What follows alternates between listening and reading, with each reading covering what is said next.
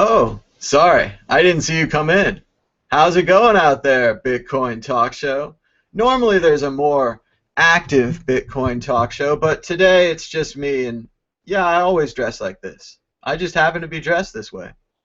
So I was just going to go through some stories and maybe chat a little bit. My other plan was to finish editing Mad Bitcoins.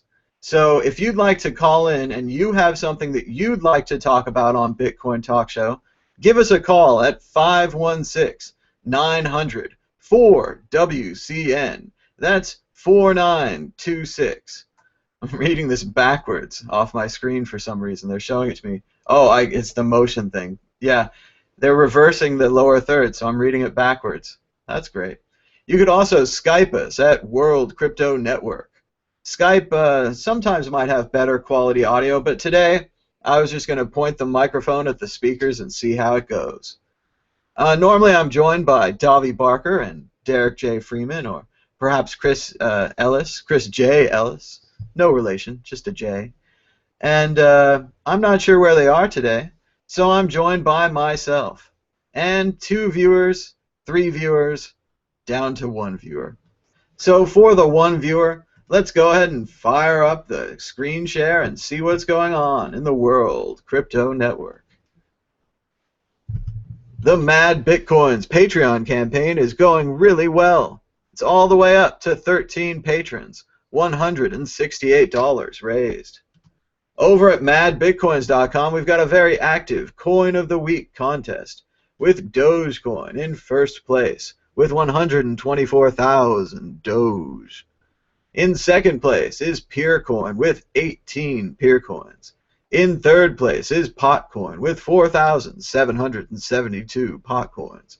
Vertcoins bringing up the rear in fourth with 18 Vertcoins.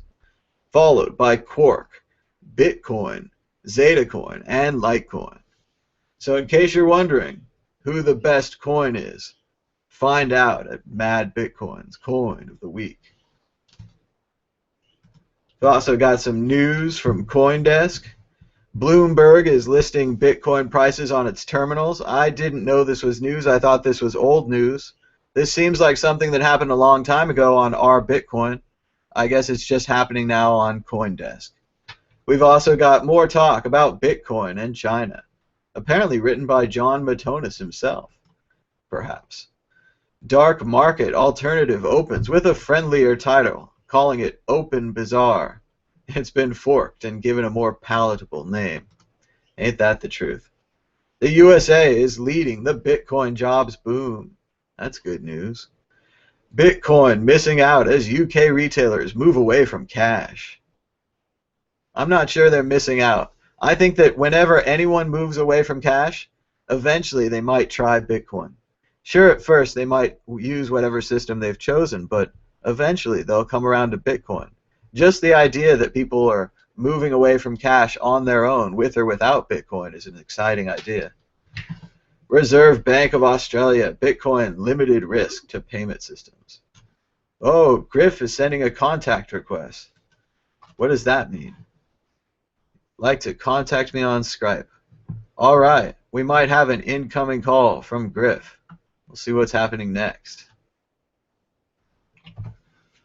But if not, lobbyists put Bitcoin on the agenda in Washington, D.C. Maybe we'll have another hearing to cover. That sounds good. Meanwhile, over at News, Google, we've got MIT wishing to become the world's first Bitcoin economy. Then, second, the Bloomberg story to list prices. Third, Dark Wallet and their money laundering. And fourth, MasterCard lobbying on digital currency Bitcoin. I'd rather not read The Hill if I had to. I think it's subscription only sometimes and kind of long-winded.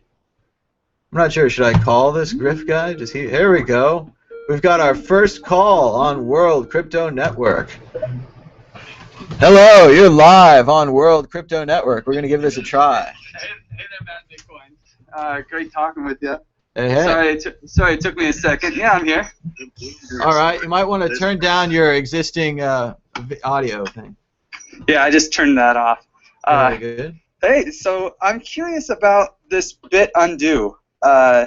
Do you think that that's going to be a big issue for BitPay and these other organizations that already are accepting no unconfirmed transactions? So is a bit undo? Sorry, microphone. Is a bit undo the idea that you could return a Bitcoin transaction? Is that the idea? Yeah, BitUndo is a website, and maybe I shouldn't even be promoting it because it's kind of nefarious in a way. It just helps you double spend. So they are trying to collect miners. That doesn't sound nefarious at all. Well, I mean, I guess nothing's nefarious in this world. It's nothing in any world is really good or bad. But if you are like BitPay automatically converts any transaction into cash for you, and if someone does a double spend, BitPay will send the people a cash, but then they won't get their bitcoins. Huh. Well, that doesn't sound good. I wouldn't be in favor of that. I definitely think it's an issue. I mean, don't get me wrong. Obviously, credit cards double spend, and lots of other. You could always eat at a restaurant and dine and dash. It's not like the only thing in the world. But I'm curious. I mean, obviously, I don't know that much about. I'm curious if there's any solutions out there. Well, certainly we'd open this up to everyone who's listening. If you have an idea about BitUndo, either contact us on Twitter at MadBitcoins or go ahead and call in. Skype to World Crypto Network or whatever that crazy phone number is, 516-900 some other thing, 4WCN, something like that. I think that's close. Someday we'll be able to use the same number twice in a row, and I'll memorize it. But for right now, it looks like you could generate an undo transaction. So basically, let's recap what you're saying. How could you scam people with BitUndo? Let's just walk them through it really slowly. Okay, so BitUndo is a website that's trying to collect miners so that it can generate a large mining pool that will allow you to go buy something and then go to their website and say, hey, I just made this purchase. I want to undo it.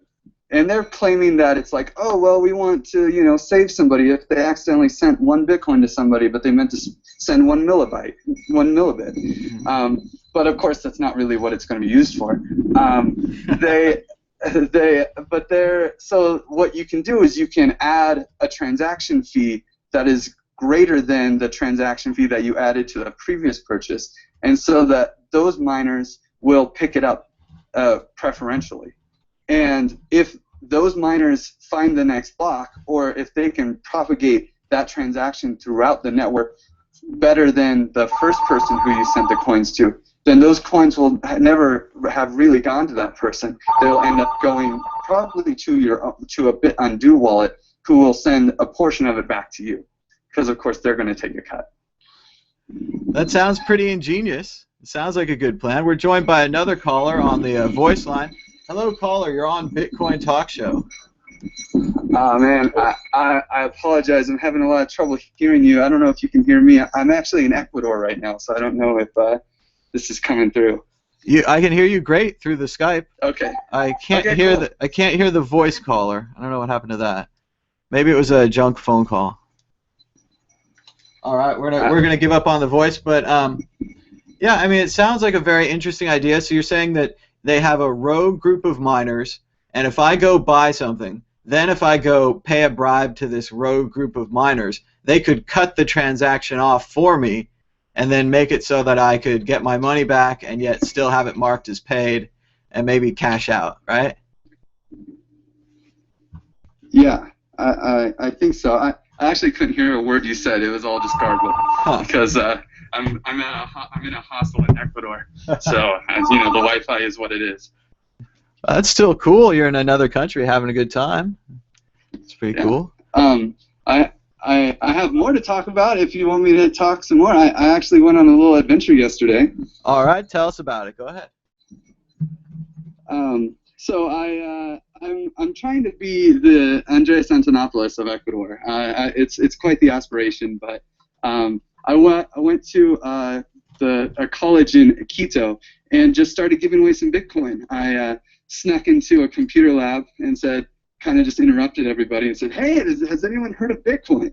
And it was, I mean, in Ecuador, it's sad to say, but they check under their bed at night for computers just in case they're hiding there. They're very afraid of technology here in general. Yeah. But the computer science room, of course, had lots of people, and someone actually had heard of Bitcoin. So I set them up with a blockchain wallet and gave them a couple bucks for the Bitcoin, and went on to the next couple people. And then they introduced me to the dean of the university, and I gave her some Bitcoin and set her up with a wallet, and have an actual opportunity to give a presentation and set up a whole bunch of people at the college with wallets. And I'll probably just give away, $20 or $30, 50 cents per person or something like that, and see if we can get a decent community down here on the equator. That sounds really great. I mean, I don't. It was really fun. I mean, I think you've got an ambitious goal to be the Andreas of Bitcoin for Ecuador, but even still, just starting off small with the idea of giving away small amounts of Bitcoins in your local community is something that anyone can do. I mean, I guess it's a little strange, like if you were going to walk into a bar or a restaurant and just, everybody, put down your drinks. I want to give you some Bitcoin.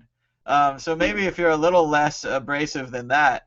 But, I mean, really the idea that you're giving people money in exchange for installing an app, which used to be really easy, but now thanks to the Apple ban on Bitcoin in the App Store, it's a strange new world where you actually have to discriminate against Apple users. Yeah. So other than that, it sounds really easy to do. Did you have a lot of Apple users or a lot of Android down in Ecuador? Yeah, well, you're absolutely right. It's definitely not. It doesn't. I've tried this before in different locations, in bars and such, and it definitely does not work. But in a place where there's where there's a bunch of computer literate, computer lab students, it's a lot easier. And what college student isn't down for some free money? What would be really great is if you had maybe a local business that also accepted Bitcoin, and that you could buy them a pizza. And be like, hey, I'm giving you free money, and I found a place nearby where you can use this free money. Maybe you could pool it all together, which would be a great idea. They could learn how to send Bitcoin to each other, put it in a big pile, and then send it all together. Or even better, they could all send it from their own wallets to the pizza place. How about that? Yeah. Well, wouldn't that be nice? Yeah. We actually did find a bar. There's a Bitcoin meetup group here in Quito that meets once a month. And we did somehow convince a bar owner to accept some Bitcoin for a payment, but he is not willing to make it a reliable thing because, it's too new to him, and he can't pay his bills with it, of course. Absolutely. It seems it's very much an IT type solution now, where you need to set them up not only with the Bitcoin, but where they're going to change it in. BitPay. I wasn't crazy about the idea at first, but BitPay seems to have a really good idea with this auto transmitting it into cash. It's not as exciting for the Bitcoiners, but from a business perspective, if it just shows up in your bank account, it seems like that would be something really easy to adopt. Definitely. I wish BitPay would open something in Ecuador. Then I might have something to talk about. Ecuador is a very interesting country in this fact because they actually use the U.S. dollar. They don't have their own currency, so that means they don't have a bank printing their own money. I'm very hopeful that it will create an opportunity here. There will be less oppression from the banks because, hey, what are they getting out of it? They're not actually making their own money out of nothing. So maybe they're more interested to get off the U.S. dollar and start getting onto a real fair monetary system. That sounds like a great opportunity for maybe an Ecuadorian version of Aurora coin, a localized coin. Yeah, we talked about it. I mean, the 10 people here that know about Bitcoin, we've all talked about it. But the real problem is the people here do not use technology. They just don't, and they're also very skeptical of new currencies because they used to have their own currency called the sucre. And 8 years ago, or I guess more like 11 years ago now, they basically had the same thing that happened to the U.S. in 2008. They had a bailout. Except, what do you know? The sucre isn't the world reserve currency. So when they bailed out the banks, the exchange rate of the sucre crashed. It almost doubled in price, or halved in value, in 2 weeks.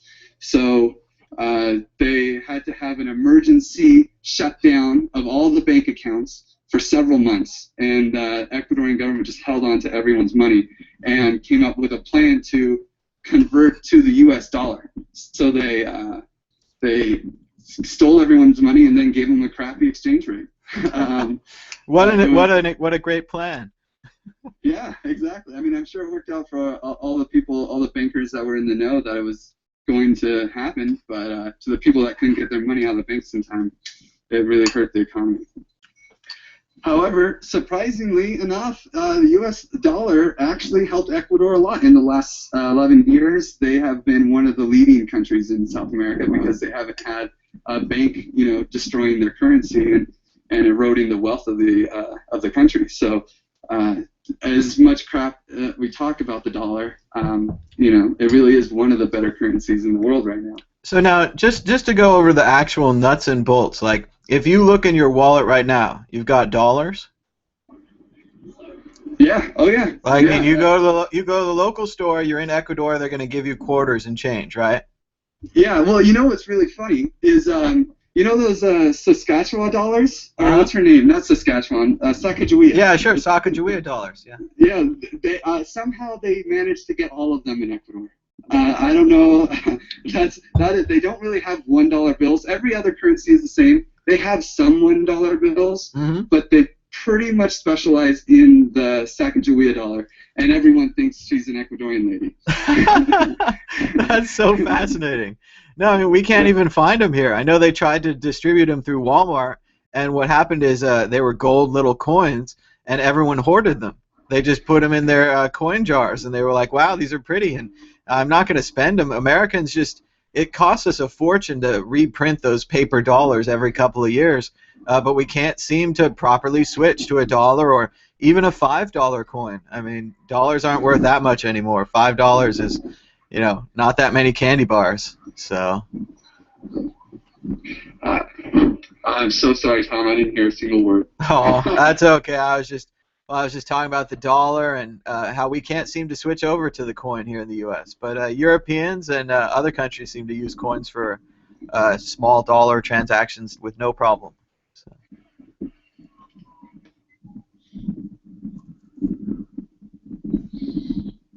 Well, I think your internet's starting to cut out or have some issues. So we're going to let you... Yes, but I think it's back almost. It's back? Okay. Yeah, amazingly. It really just depends on if someone else in the hospital is probably downloading something. All you kids with the downloading. Yeah. Right on. So what else is going on in Ecuador with Bitcoin altcoins? Yeah, I love talking about the altcoins. Litecoin had a big day. Yeah? What happened with Litecoin? Went to 1096. Oh man, I don't want to ruin your talk show here. I should really let you go. My internet's too spotty. Well, you had a great call, and I appreciated the insight on Ecuador. So please call in again next week. Thank you so much. Thank you, Tom, for everything. Really appreciate it. Love your network. Love your show. Cool, man. Thanks for being a part of it. Talk to you again later. Bye-bye. Thank you. Bye.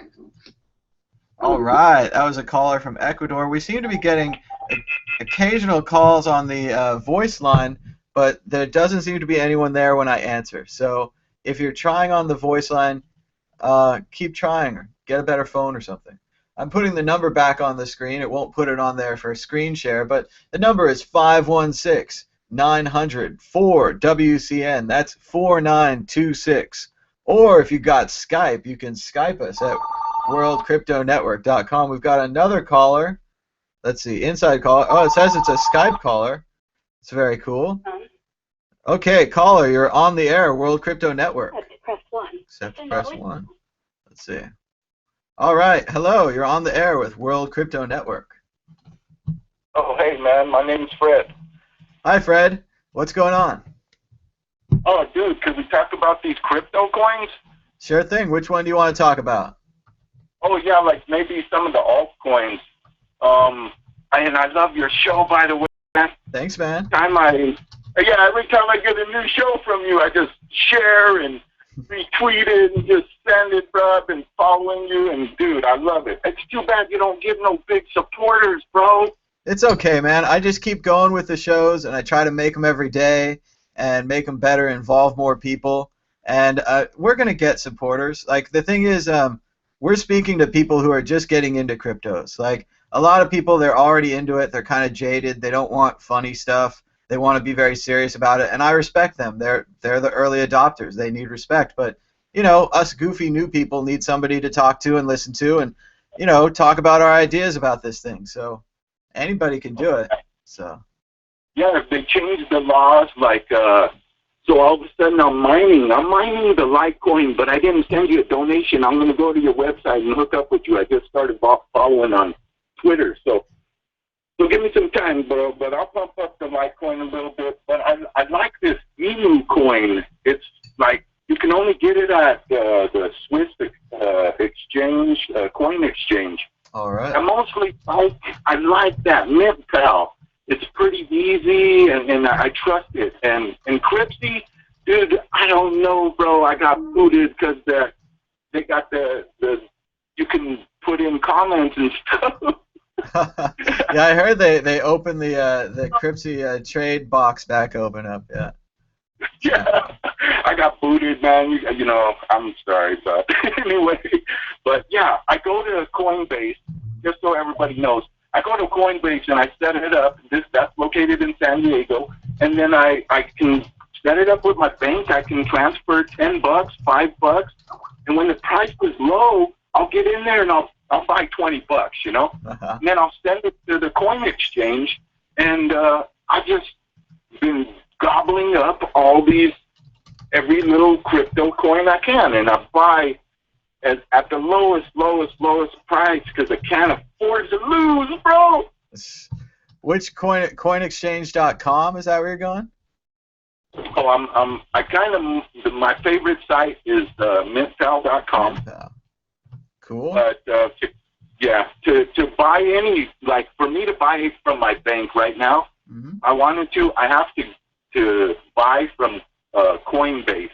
Okay. And they're not the only one, but I'm just saying, I'm in America. I'm in I'm near San Diego. You know, I'm in California. Yep. So where you at? Oh, I'm in Sacramento.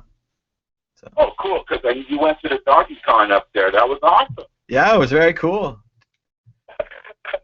Yeah, I was. There were so many people there. Like, they're all really nice. They're all into Dogecoin, and I mean, the great thing is that the speakers were just walking around with the crowd. Everybody was really cool. You know, got to see Andreas, got to see the guy who invented Litecoin. You know. Yeah. Something. Yeah, I want to go check them out someday. Yeah, it's nice. I mean, do you have any Bitcoin meetups down there in San Diego? You know, I'm kind of new to it, man. Like, I really didn't have no Bitcoin, and then when I finally bought in, it was $900, so I got 0.00, you know. But anyway, now that it's lower, I've been buying, you know. I haven't stopped. As a matter of fact, I made a video. I gathered all my aluminum cans, and I took them all in, and I had $100 of cans, bro, and bottles, and I turned them all into Bitcoin. Dude. That's a great idea, man. I was doing the same thing when Bitcoin was on its crazy run-up. I was just going around the house looking for like spare change. I took all my spare change down to the machine, and it was only $30-$40, but I bought $30-$40 worth more of Bitcoin. It was just, when it goes up like crazy, what can you do? You got to try to get some of it. So.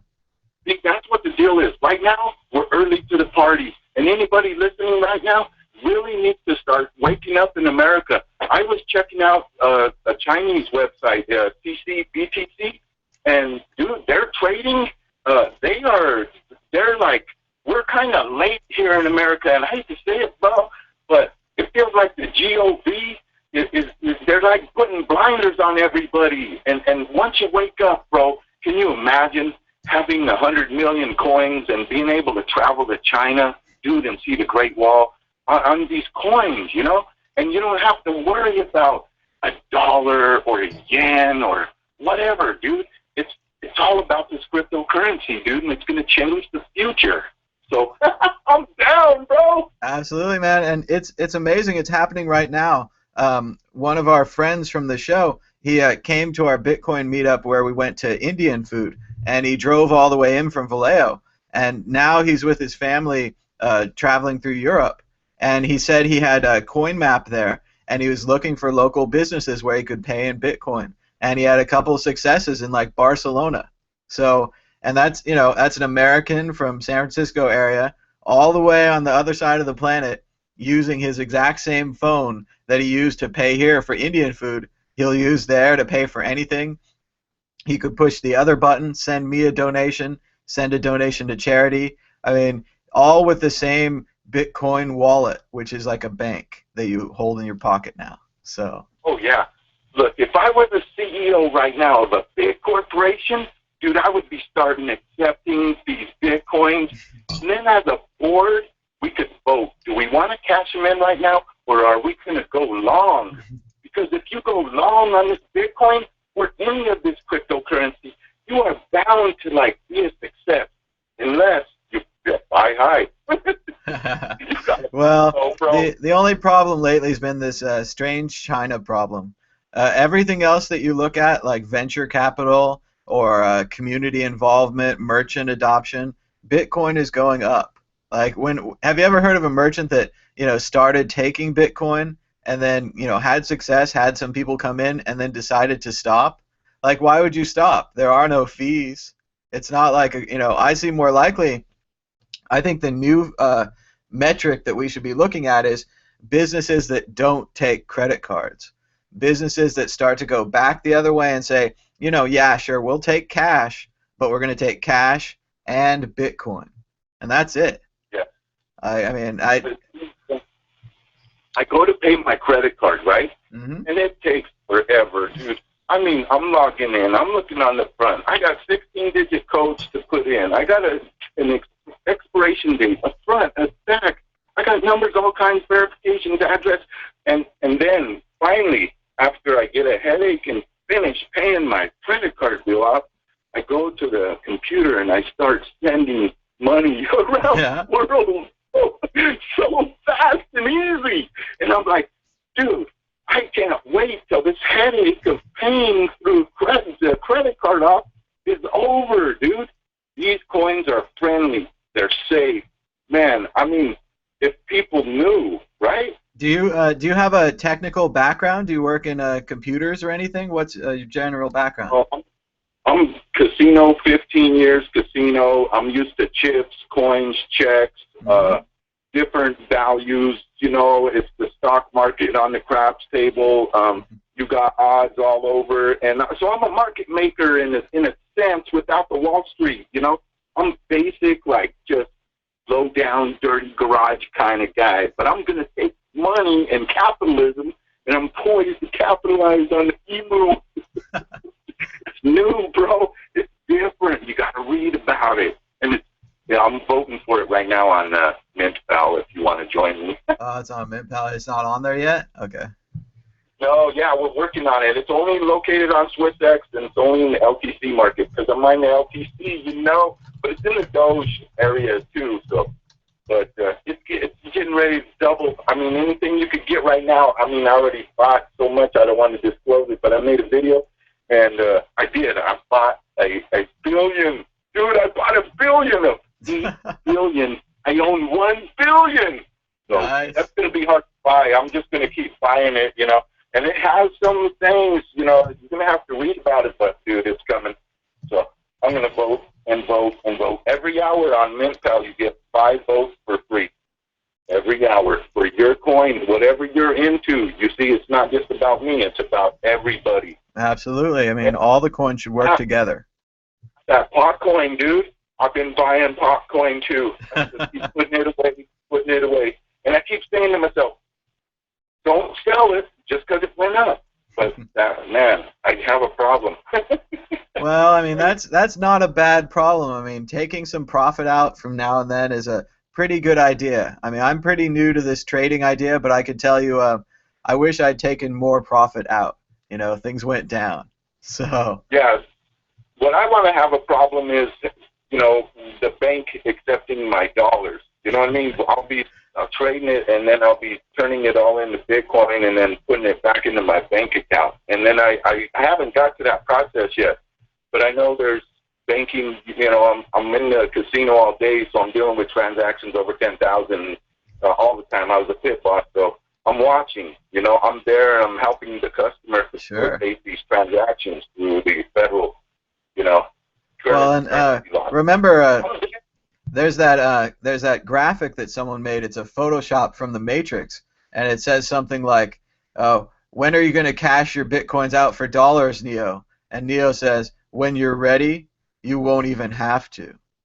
And of course, that's because you could just spend bitcoins everywhere. So I mean, eventually, like the real number you want, kind of, is a large number of bitcoins. I mean, absolutely, dude.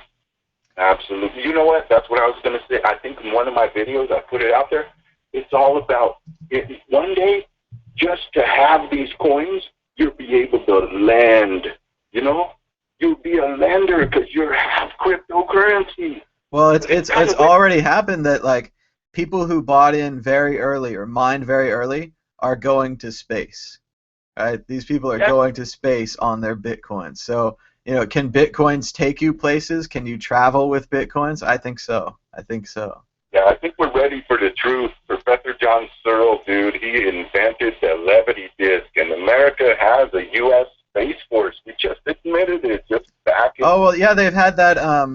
The space plane has been up there unmanned for an entire year operating, and it's a military space shuttle. It's been declassified. I don't want, not putting anything out here, but... You know, yeah, we have a space plane. it's a very strange thing. So I think the future's with us right now, and you know, if you're lucky, you'll go out and buy some of this stuff on any exchange. I just have a favorite one, but there's many of them. And remember, if you're not going to be trading, don't keep your coins on the exchange. Maybe store your coins in a paper wallet overnight, or maybe on your local computer overnight. It's always good to store your coins somewhere where you have access to the private keys. Yeah. Because I mean, a lot of these exchanges. Cause I know what you're saying about those new coins. It always seems like there's this dream that we're going to get rich with the new coins. But remember, new coins are always on new exchanges, and new exchanges sometimes get hacked. So Get your new coins at the exchange like you're buying something at the store. Like trade in your bitcoins, buy your new coins, and then go home with them. Like, if you're going to sell them right away, sell them right away. But otherwise, you should take them home with you. Yeah. I was thinking maybe I'll set up a paper wallet, and maybe just start storing them in a safe. The only problem is if somebody has a Google Eye, and then they or Google Glass, and they come in and they look in my safe, well, damn, they can see my SKU, and then they could be like hacking my money from me. So, well, you can encrypt your wallet so it has a password as well. Oh, sweet. Yeah, and go ahead and try out paper wallets. Like make some very small amounts and send them to paper, and then import them to blockchain, and then send them back to more paper. I mean, it's a little stressful. So I mean, I would send small amounts of money because it really does seem like you might lose your money. And I have a little bit of money that's locked in a paper wallet. Like there are some problems, with the system, but trying it out, it's a lot of fun, and it's a nice, safe way to store your money for the long term. So. Yeah. Hey, another news headline is eBay you can now buy cryptocurrency on eBay because PayPal said, yeah, we'll do that. So that's great news for Americans. Absolutely, it's great news, and it's a big change for eBay. I know I tried to sell some Bitcoins on eBay about a year ago, and I had a very negative experience. I successfully sold the Bitcoins and delivered the Bitcoins, but then eBay, the person said that their user account had been hacked. And so then they convinced PayPal to give them all of the money back, and then PayPal disabled my account for like 6 months. Oh, So that's too bad, dude. yeah, and I mean I didn't do anything wrong. You know, the person's thing got hacked. I mean, I understand that. Um, but yeah, they canceled my transaction and everything, and it's really surprising to me, you know, being treated that way as a customer of eBay. And you know, I've been an eBayer for like 20 years or whatever since they started, and Yeah.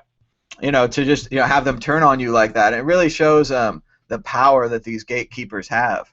Because there was definitely a time there where I wanted to buy something on eBay with PayPal and I couldn't, and I had to use my credit card instead or something like that. So it was a very confusing time. But I'm glad to see they're on the right side of it.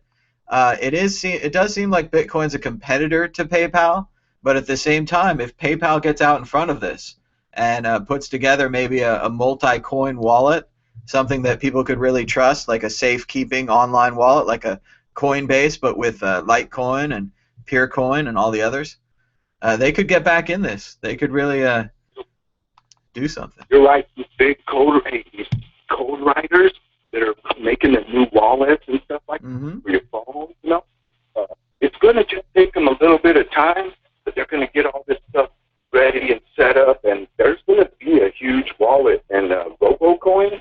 Yep. Getting ready for public, possibly. They're going huge.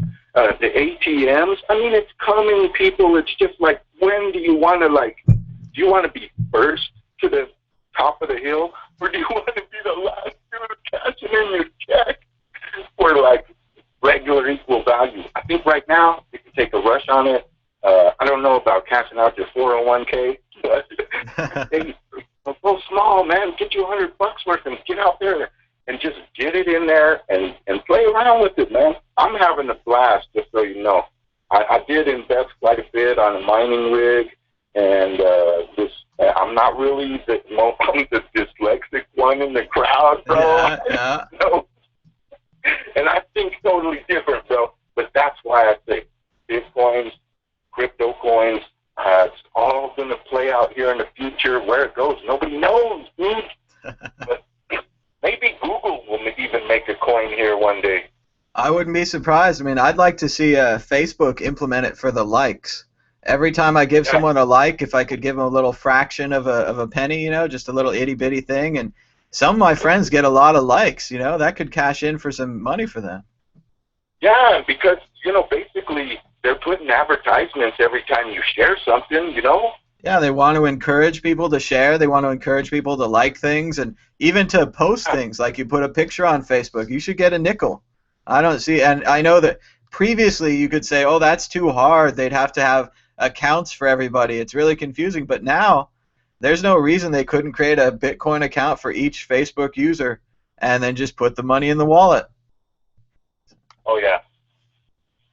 You know, it'd be fun too, man, because, you know, you'd build up some Satoshi along the way, and then it would encourage all these other sellers and, you know, just develop a huge community, bro, of buying and selling. You know? Anyway, I'm there with you, man. I'm going to go. Dude, it's been a dream of mine to enjoy the conversation with you. I really dug it, man. Thanks a lot. It was a great call, man. Thanks for having me, and you know, thanks for calling in. And be sure to call in next week. We'll be back here again, Bitcoin Talk Show. Right on, man. This is Fred Grace of Crypto Peeps. All right, thanks, Fred. Talk to you later. Bye-bye. All right, I believe we have our next caller on the road. Let's see if we can connect to. Let's see, call. Oh, I'm gonna call them. Let's see. Hello, Minomatic. How's it going? Fine. For the people who don't know who I am, I'm Björn Vlogenberg, the developer for Minomatic. All right, and do you guys have a web page for Minomatic? Yeah. As discussed in the previous stream you guys made, the website is online from this Sunday.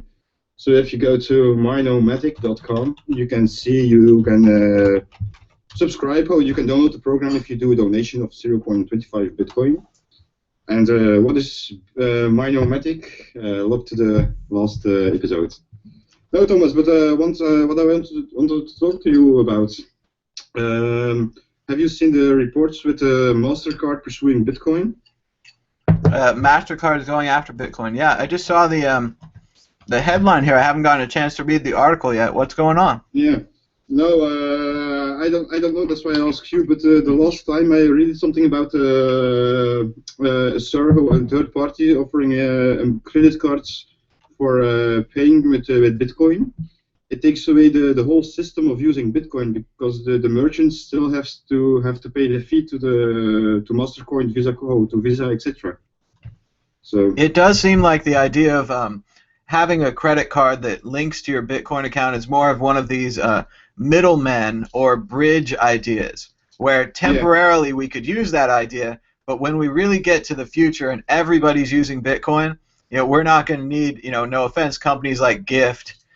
Companies like that have just been providing this bridge, this temporary service. Like when everyone accepts it, we won't need it. But right now, I think BTC-E had something on their news that they were adding the ability to withdraw your money to a Visa or MasterCard, which sounded very cool. Yeah, but the purpose, I think, the purpose of Bitcoin is making everyone free. So we don't need a middleman. Mm-hmm. So but what's ironic though is we're going to have to develop a middleman on our way to being free, because the whole strange thing's like we all want completely decentralized systems, but we all need to build kind of centralized organizations to build decentralized institutions that will replace the centralized organization. It gets really complicated, but what's your technical background? Well, I used to work in IT and just solving problems, databases, and just computer science and computer labs and that kind of stuff. Can I have a technical question for you? Sure. What's your issue? Okay, but I'm a developer or programmer.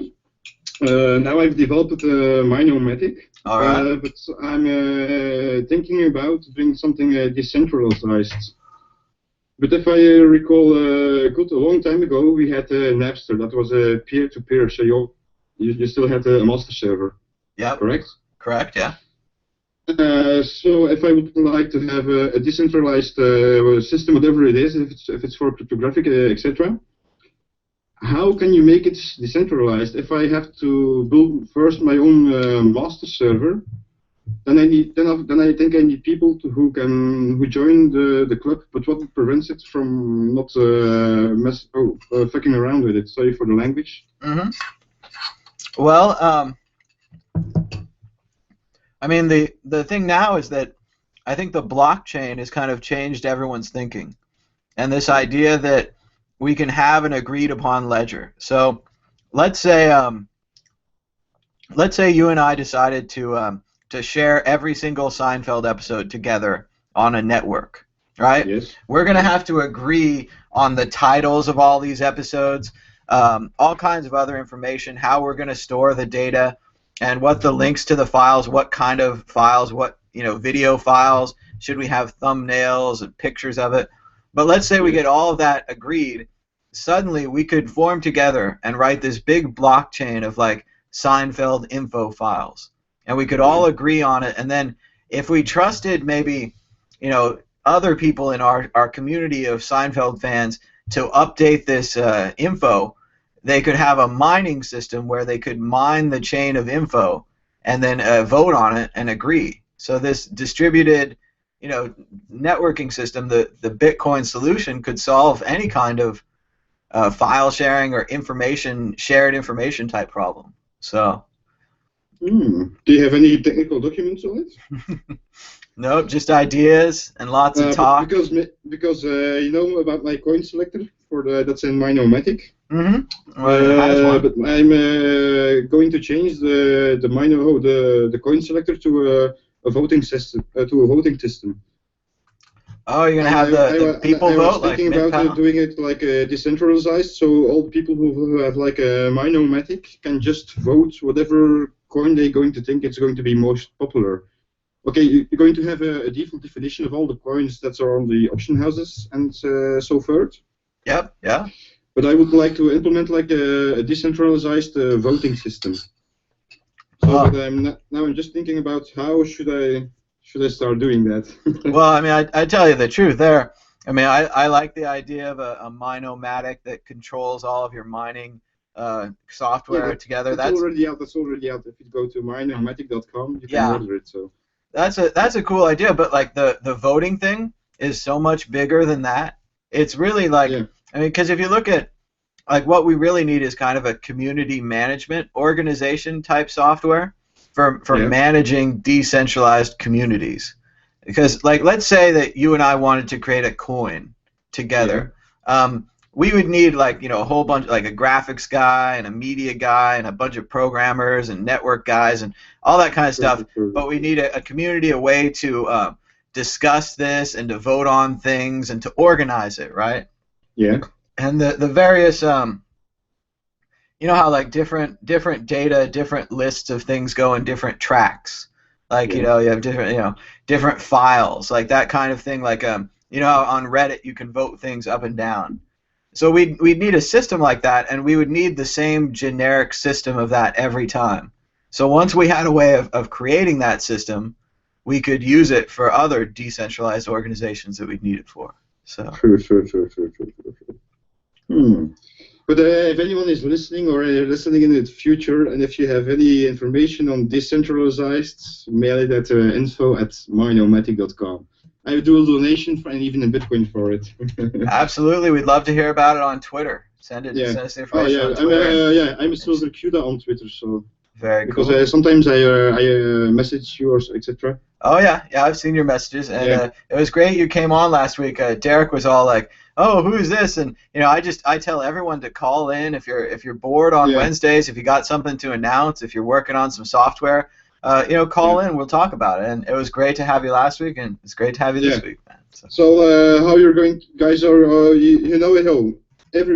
maybe you think my software is going to do some illegal stuff, or maybe, but I promised you guys 2 licenses. So if you guys want to, you guys can decide when you can give them away. This Sunday we're going to start doing the marketing stuff, because now I have one person who's working with me. His nickname is Gorba. So and he will I'll do the marketing. I also am looking for more developers, because I want to start building, like you say, a community around it. From there we go first. Also, about you something about extra doing shows. Why don't you do shows about mining? That's what I was thinking for my show. So. Just about mining in general, or? And setting it up, maybe explaining to people how to create cold wallets in a secure way, etc. There are tons of topics you can do. Yeah, I mean, I've done a couple paper wallet shows, and I always try to do how-to videos. Well, that was really loud. But I mean, if you're interested in mining videos, I would definitely say check out Bits Be Tripping on YouTube. These guys. Oh, these guys! I'm putting on the screen right now for anyone that's watching the live video. And Bits Be Tripping. These guys are really hardcore about their mining. They build large metal boxes to put the miners in. They put everything on little rigs. It's really great, and they have all the information on what the newest cards are, and I'm told they also have a great database telling you how to configure them. So, but I would like to go more in like how to set it up, like how to install bombs, how to configure bombs, how to install like different kind of CG miners for different kind of coins. And I'll do it live. Like people can just call in and like this show. You can just go and ask questions, for example. Make it like very interactive. That sounds cool. Do you think you could do it live? Like do a Google Hangout and like set up your miner while people were watching? Like would that? Do you think that would interest people? Yeah. I've got now 2 grid seats and 1 other station. So. Yeah, but we can arrange that. So. That's very cool. Do you have the what are you mining with the grid seeds? Nothing, just testing it for Minomatic. So Uh-huh. I just put it on Doge and just put it on Doge. Ah, there you go. Always bet on Doge. Two grid seeds, so it's only 800 kilohash. It's like nothing. But they've released a lot of new algorithms. I see. All variants on the scripts section, because you have script N. Hold on, let's hold up. And what's with the clean water coin? There's a new coin out. Oh yeah, H2O coin. I've heard about that. It's supposed to support water projects. I don't know. I mean, all these things where they have charity type donations. I really look forward to the future where they can be stored in smart contracts, and then you could know right away. You'd be like, oh, of course they're going to donate the money because it's a cryptographically proven, money donation thing. It's going straight to these people. Because right now, it's I hope they're cool, but you never know if they're actually going to donate the money. But Sure. But for you mentioned smart contracts. Mm-hmm. Can you create a smart business, for example, like you don't away from how do you say it, from the normal world, so from Babylon? Like, can you just make a company through smart contracts in cyberspace? I think eventually you'll be able to. I know right now that BitPay has a way of running your what's it called, a payroll system. So when you have a bunch of employees, you could pay them all with Bitcoin. You could have a regular setup thing, pay someone $200 every 2 weeks, that kind of thing, just like a paycheck, but they could get it in Bitcoin, and that's just through BitPay. As far as like a real decentralized company in the cloud, I think it's definitely coming. I mean, it's practically just an example of outlining what you would need. You'd need a list of people who have certain responsibilities. They have certain controls over certain files that sets up how the money flows through the company. And once you have how the money flows through the company and what the people are supposed to do, you just put different people in those positions, and now it's a company. And if you fire someone, you just get a new Bitcoin address and put that in the place, and it just sends the Bitcoin to that person now, in a new person. So. But how is the contracts programmed? On what is it programmed? On the Bitcoin protocol, or? Well, there's this new thing called Ethereum that's supposed to have this kind of thing, but eventually the whole basic thing seems to be once you have money into a computer, you can just control it with computer language. So somehow somebody's going to put together a basic set of tools, and then you could use the basic set of tools to manipulate money. And that's basically what a company does. With money, you mean just a value that's represented to the person, because money can be different kind of things. Yeah, sure. It's mainly once we convert it to just numbers in a system, it's just the ability to split it. For us, it's Bitcoin money. So for me, Bitcoin is money. So if I talk about Bitcoin to someone else, they don't see any money in it, for example. Yeah, that's funny. I did the definition of currency on my show a couple of days ago, and currency actually comes from the word current, and what it means is to be flowing. And so a currency is something that flows, and very clearly, Bitcoin is something that flows. Yeah, true. It just goes everywhere. I mean, you were talking about RoboCoin and Lamassu. I just got to use my first Bitcoin ATM yesterday. It was very cool. It was a Lamassu machine at the San Francisco Bitcoin meetup yesterday, and you had to bring your own Bitcoin wallet. So some people might not have that yet, but if you have the Bitcoin wallet on your phone, I just set the receive code up, held it up to a little screen, took a picture, put $1 in, said yes, and it sent me the Bitcoins, and that was it. Yeah, they're lovely. We had one at the local Bitcoin meeting in Ghent, in Belgium. Mm-hmm. So because it's very good. But I saw one system in America where they do like hand scanning and all that kind of stuff. Yeah, the RoboCoin system is the kind of big competitor to Lamassu, And what Robocoin, because of the know your customer anti-money laundering laws in the United States, they make you do a very complicated registration system.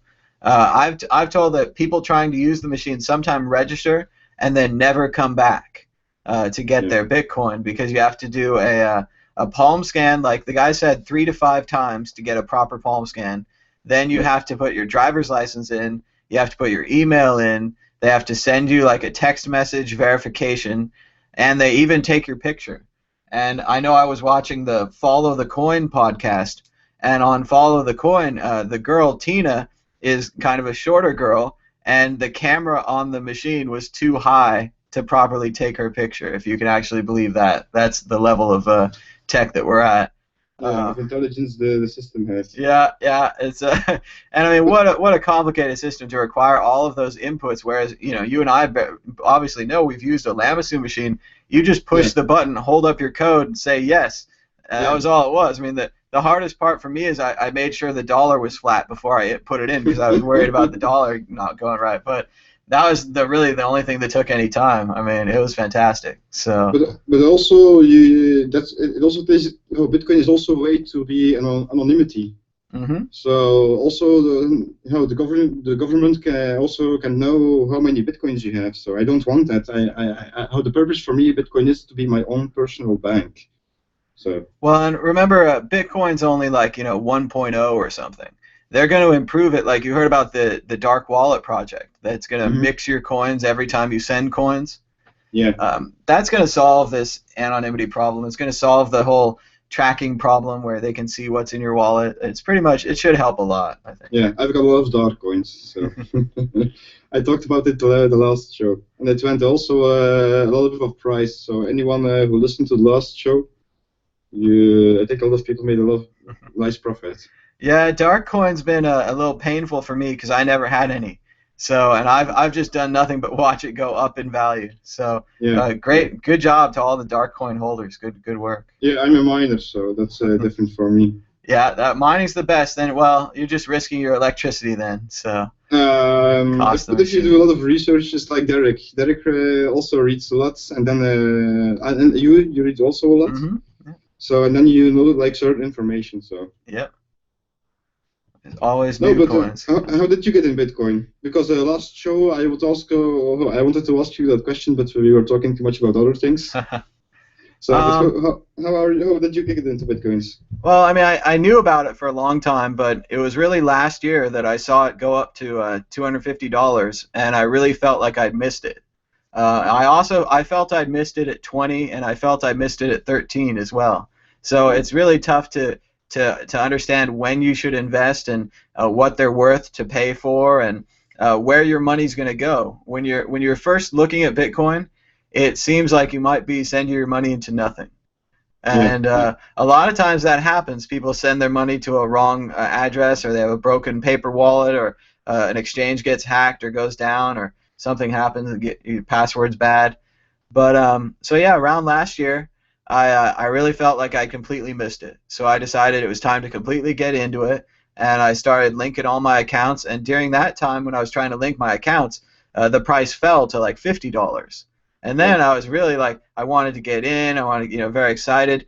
But it went back up to around 70. I got a little bit there. I got a little bit in the 100 range. But then, that was pretty much all my money. And then it was just the wild ride of this whole year, watching it go up and down. But I've always been looking for something that we could, kind of use against the banks, and an alternative to the banks. I mean, we all saw the mortgage crisis. We saw what they did to people with the bad loans and all the foreclosed homes. There are so many empty homes in the United States and so many homeless people. Just seeing that kind of wasteful system was enough for me, and I really think that with Bitcoin we have a chance to change that system. And I mean, I was big into Napster and big into the whole MP3 thing, and I think we really did kind of change music.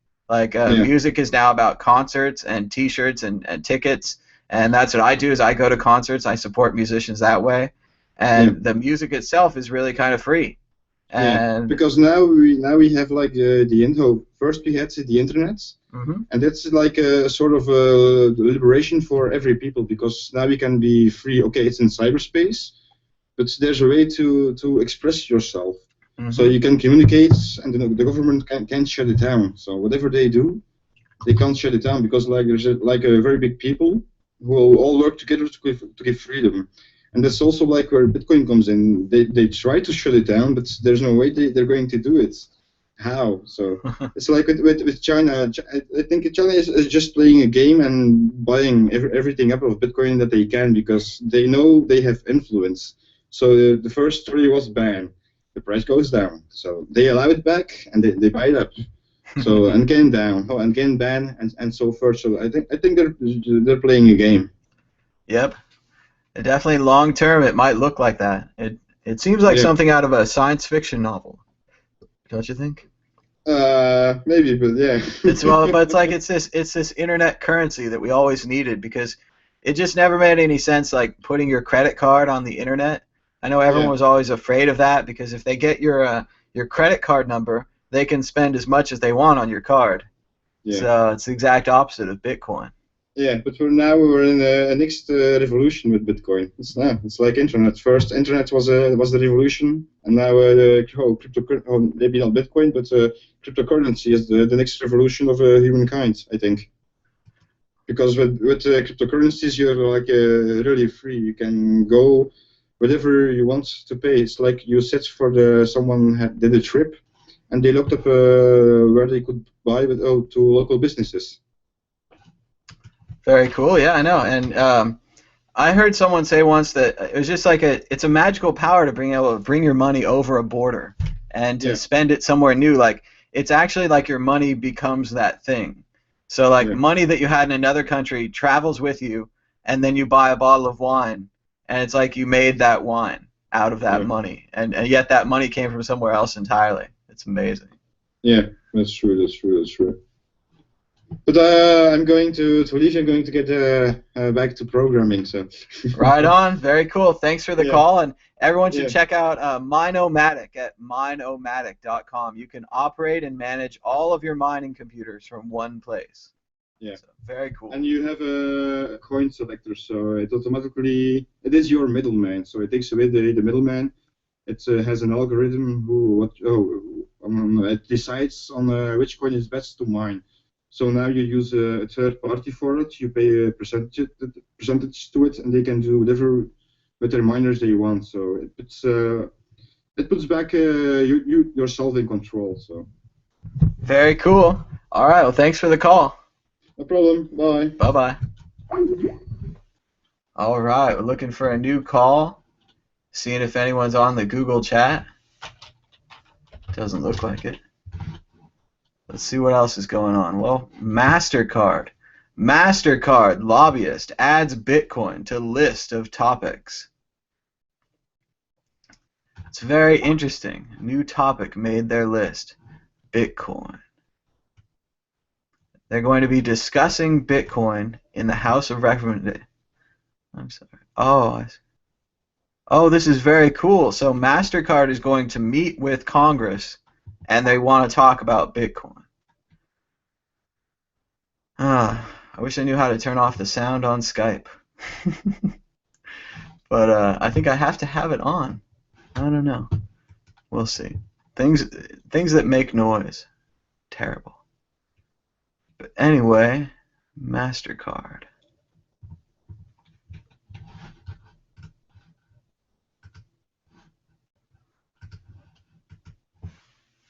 I was thinking about calling people, see if they'll be on the show. So I'm going to call up some random people and see if they'll be on the show.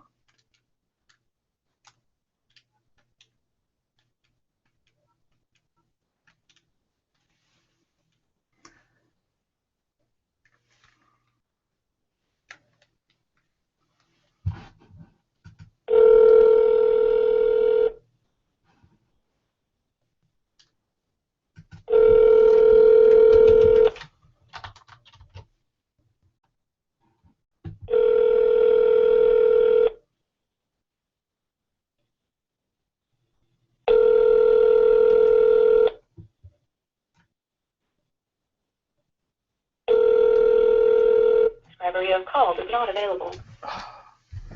Oh, that was going to work. Oh, well. I was going to call people and then talk about the Bitcoin meetup I went to yesterday.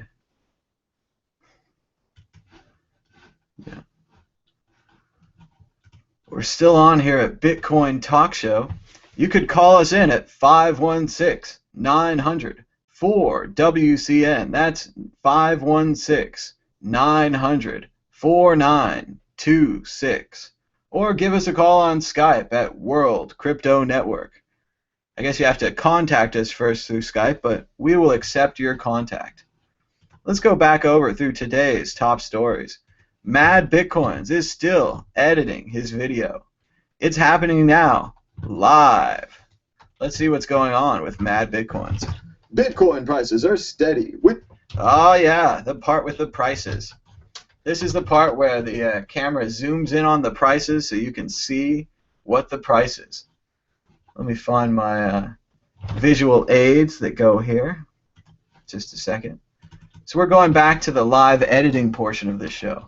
This is a new feature on Bitcoin Talk Show. Usually you don't get to see me edit live like this, but Derek J is normally supposed to be the host of this show, but he couldn't make it this week, so I'm filling in. Let's see, what did I just drop down there? Okay, cool, here we go. So we're putting in the part with the BPI. This is from CoinDesk. The BPI is a blended price index featuring several of the popular Bitcoin exchanges, though the price of Bitcoin between exchanges hasn't mattered very much since the closing of Mt. Gox. Anyone else notice that? We got rid of them and their big inability to arbitrage and to get dollar bills out of that thing, and now we're pretty much at parity with the Bitcoin prices. Cents a coin. This episode of... All right, so it's the World Crypto Network part. Today, Do I have any visuals for that? Probably not yet. Let's see. MIT. Of course, our top story today is the MIT Bitcoin story.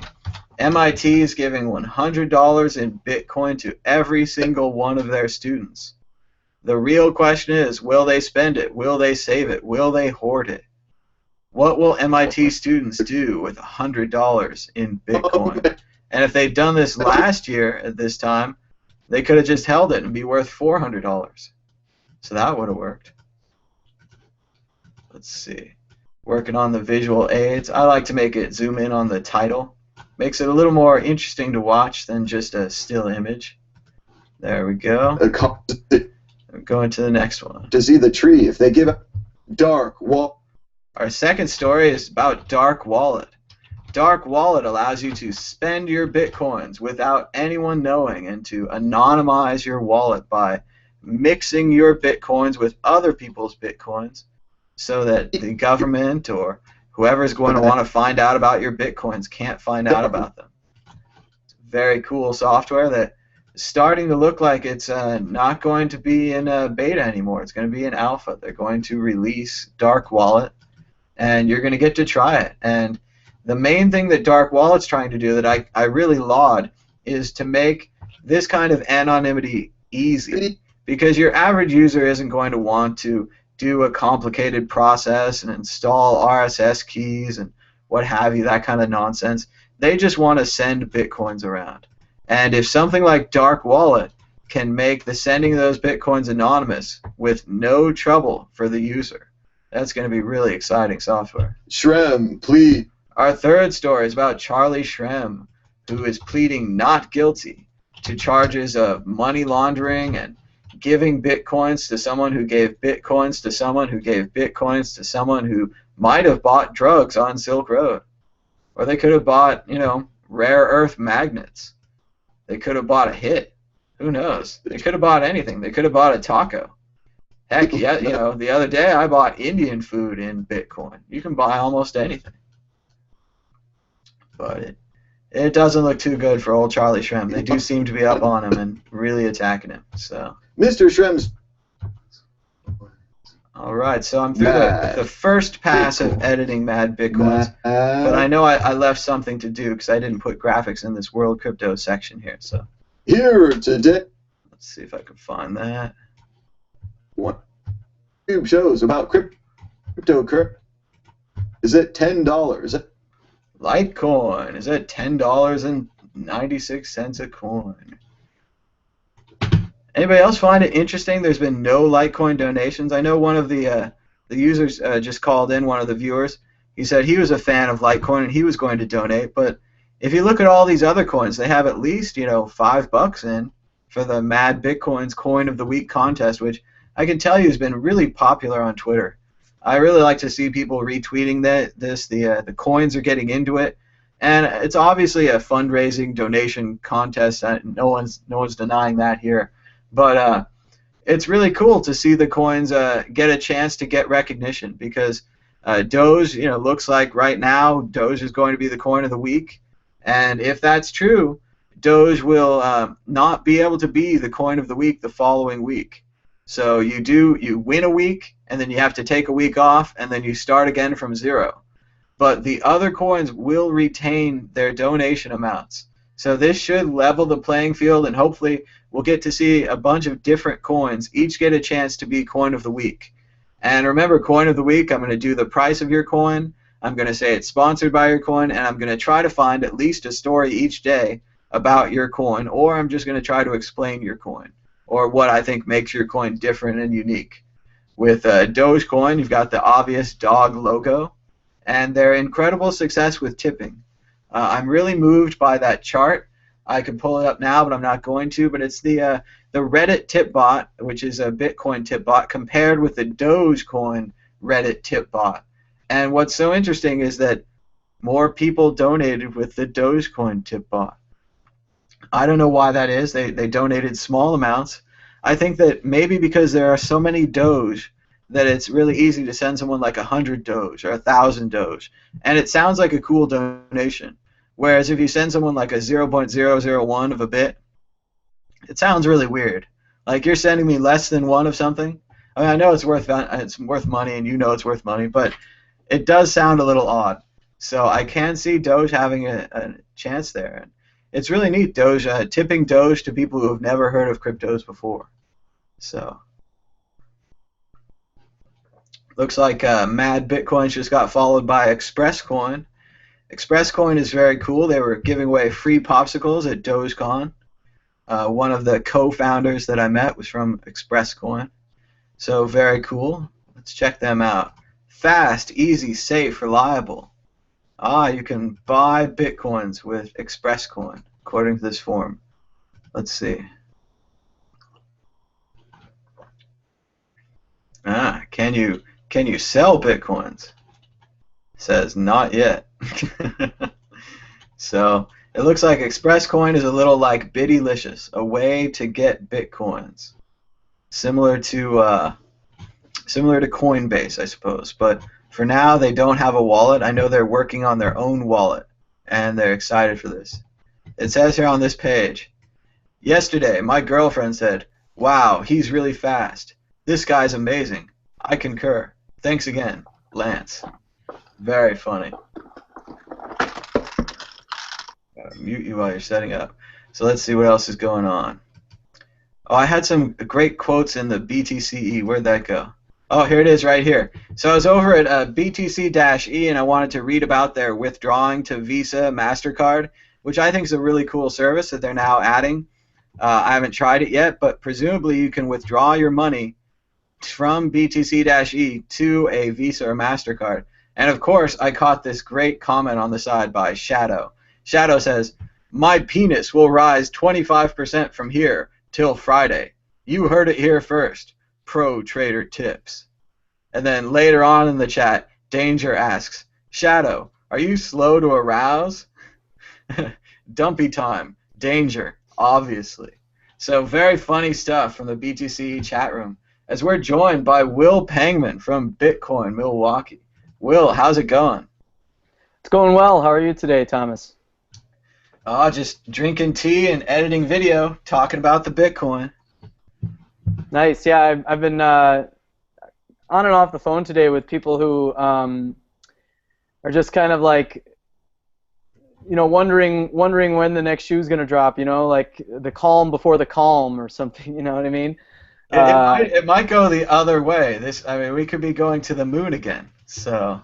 Yeah, no, that's what I mean. It's I mean, just flat out there. Like, yeah, everyone I'm on and off the phone with today is like, nothing's happening and don't see anything about to happen. But there are tons of exciting things going on. I mean, I know blockchain's HTML5 wallet is very close. There's talk of it coming out later this week or very soon. There's tons of good news out there. The MIT project from the student organization at MIT, that's a Bitcoin group there, raised $500,000 to get $100 worth of Bitcoin into every undergrad's pocket, so to speak. That's really, I mean, that's a huge story, I think. Now, I heard about the basic outlines of that story, Will, but do they have any plans for MIT to accept Bitcoin on campus? Are they going to be selling food or maybe books in Bitcoin as well? So I'm somewhat close to that project. It's part of a bigger college project, education and university outreach that I'm working on with a couple other great people. And what I know is that I guess the really juicy part to share would be that I think we're going to see announcements waterfall, cascade from university after university with these student groups already in existence, at least accepting Bitcoin as donations from their alumni association or the bookstore, merchandise, things like that. I think we'll see announcements like that certainly in the fall with the school year coming to an end, pretty close here, and resuming again in the fall more prominently or whatever. So I think those announcements are coming. We will hear them. I know a couple things I'm not at liberty to share with regard to that. It's certain universities and stuff. But the answer to your question is I think it will just happen, right? You get, MIT will see an opportunity, I'm sure, to get some of that $500,000 and keep it within the MIT economy, if you will, rather than having people spend it online or gamble it away or trade it away or whatever. I was thinking maybe one student could become some kind of Bitcoin kingpin and try to collect it all. Like, imagine if this was a couple of years ago when Bitcoin wasn't very valuable and not that many people were into it, and they gave everyone $100 in it, and then you could maybe convince everyone in your school to give it to you. Oh, give me your Bitcoin, I'll give you a back rub. Give me your Bitcoin, I'll do you a favor. And then you can corner the market on this MIT Bitcoin. Right. I think we're going to see stuff like that. I mean, the guys, Dan Elitzer, the founder and not the only leader, but the founder of the MIT Bitcoin student group, he's said that he wants the unknown is part of the reason they're doing this. They want to see kind of the social experiment emerge, within the bubble ecosystem that is a university, and certainly even more so a university of the caliber of MIT, right? With a small undergraduate class, very small by most standards. So it'll be very interesting to see kind of the little schemes that arise and the ventures that emerge and the research that comes out of this. Well, and as I'm going to say today on my show, I imagine if they give it all out from the same Bitcoin account, that we could see where this money goes. Wouldn't it be an interesting visualization to see the flow of where MIT spends their Bitcoin? I think that's an awesome idea. One of the parts of the project, I hope we can get off the ground more seriously in a full-time sense in the very near future.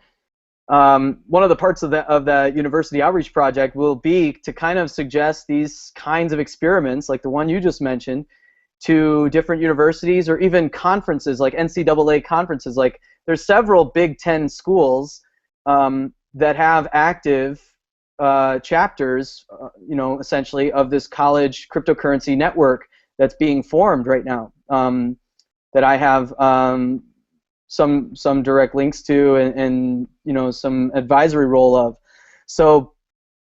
So I think one of the experiments you could see is the one like you mentioned. Another one is you just doing outreach on campus. Like one of the outreach activities of any given group could be just to compete to see who can receive the most Bitcoin donations and do Bitcoin outreach simultaneously by giving people, say, everyone who comes up to your information booth during freshman orientation week or homecoming week or whatever massive campus-wide event, people will come up to the booth, you give them 2 millibits, and they can choose to keep both, donate one, or donate both to a list of charities, and you can follow the donations to, school to school, to kind of what each of those charities sort of represent or the causes that they champion and what that might mean about the student populations and their support for these ideas, these causes.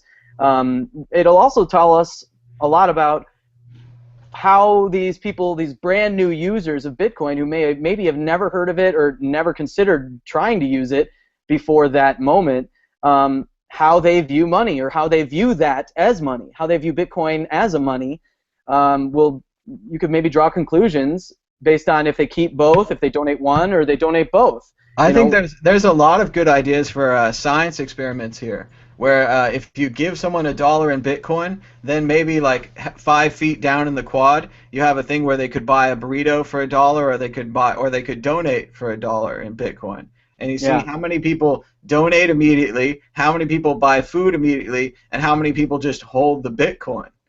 So it's just right there. There's just the choices, and you're giving them money and then seeing what they do with it. I think it'd be interesting. Yeah, and the data collection is very it's made much less cumbersome by something as ingenious as the blockchain. It just like gathers it for you and it gathers a lot of the important data for you. So you can set these experiments up in all these kinds of fascinating ways: psychological experiments, sociological experiments, even anthropological experiments. I mean, there's an anthropology surrounding the cultures of these different colleges, right?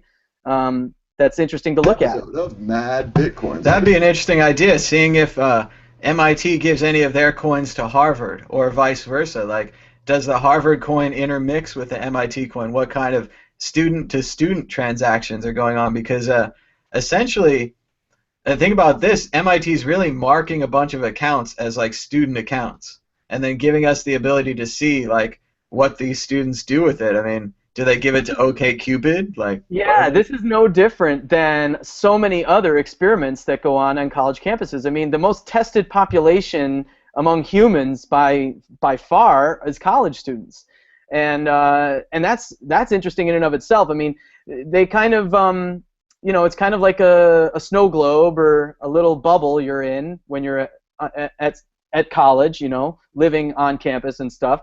And participating in that ecosystem is very insular a lot of times. In a place like Boston or Cambridge even, it's much different because across the street you've got Harvard, Boston University, many other universities, Tufts,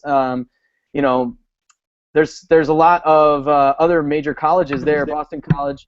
So you can have lots of interactions between those ecosystems too in a place like Boston. So that's really interesting. And it certainly would be a different experiment if they did it in Maine. If they did it where the college was far away from other colleges. I mean, there's all kinds of different, doing it in North Dakota maybe, just spreading it out. But obviously I think giving Bitcoin to students is a marketer's dream for the kind of information you could get here on what they do with their spending patterns. Yeah. I mean, you're essentially them with a wallet. It's no different than what these credit card companies, they show up on freshman orientation week and they set up in the student union and cafeterias and so on the quads in front of the buildings, and they collect a bunch of credit card applications from these college freshmen or just returning college students, and then of course that goes into a big data collection churn that does exactly what you're describing, only kind of in secret or in private, and it's like intellectual property that the credit card company or issuer collects and protects, right? This is something much more inclusive, much more transparent, much more open. It can be something that's much more widely participated. There's no pulled punches about high interest rates or low APRs for 6 months and then you're gouged with 20% thereafter. There's none of that predatory stuff. I think a lot about the film, I think it's called In Debt We Trust, or Maxed Out. There's 2 like credit card predation documentaries out there. I forget which one, but there's a couple stories about the activities of credit card solicitors on college campuses that are really sad or just like profound. And so again, another place where a lot of the What's so coercion funny about is those removed. credit card documentaries is that they've been doing so many now that I saw a news report on like 60 Minutes where they were going back through it, and they're like, here's our report from 1998 about how they're stealing from college kids on campus, and here's the one from 2000 and 2002 and 2004, and it's the same exact story. The only thing that changes is the newscaster's hairstyle, right? Mm-hmm. And it's Exactly. just over and over again. They're ripping off these college kids. They're getting them into bad money early. So it'd be great if we could do Exactly. the opposite and get them into good money early. Yeah, and I think that's an incredibly noble goal, but I would go like one step further or one level zoomed out from that, and just point out that when you introduce a new technology like this to a population that's like flexible or elastic and accepting of this, and high risk tolerance, able to like uninhibitedly behave with it, right?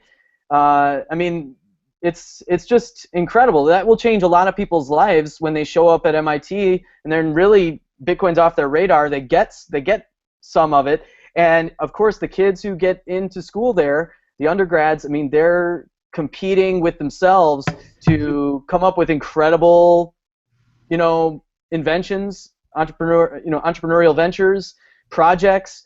I mean, people go to schools like MIT, Harvard, Princeton, and even other really great public universities like Michigan and Ann Arbor, Madison, UW.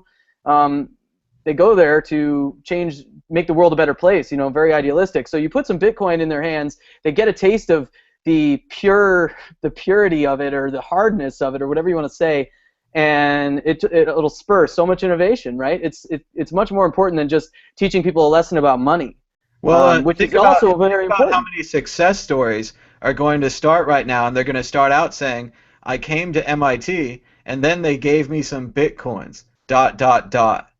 Like, Yeah. What about the other schools that aren't doing this? Do you think they're doing a disservice to their students by not being forward-thinking like this? And obviously, they could give them $1 or $5. It just, telling your students the idea, a new currency exists, you don't have to use credit cards, is a pretty good idea. I'd be interested to hear what the community thinks. Any listeners who want to comment or call in about this, whether or not universities are doing a disservice by not participating or coordinating a similar project as MIT is doing. I don't think. I think anytime you forego progress, you're doing a disservice to not just yourself or your community, but the whole world. When we do things like burn down the Library of Alexandria, you're robbing from the future so terribly much by doing that. I don't know. It makes me sad every time I think about it. The Library of Alexandria. Did you hear that they're digitizing the library at the Vatican? I thought there might be secret information in there for a long time since that the goofy Dan Brown movies, Da Vinci Code, that kind of thing. But yeah, they're actually digitizing. The entire world will be able to read the Vatican archives. I'm really excited about that from a library perspective. Yeah, it'd be interesting to see how much they give access to. That'd be really interesting. I'd love to see the different versions of things, because remember, whenever they banned a book, those guys always kept a copy.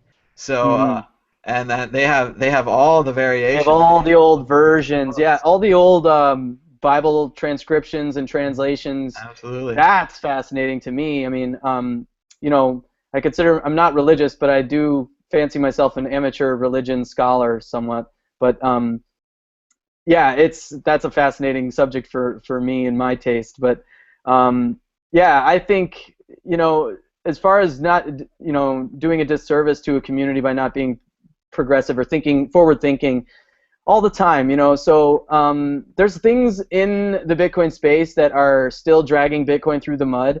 Like when I first jumped on the show, I mentioned it feels like the calm before the calm, which is a way of saying nothing's going to happen anytime soon, right? Do you think that just because of the price, or do you think that because of the news, or just? I had it explained to me from a good friend of mine who operates a good Bitcoin blog and news site called glcbitcoin.com.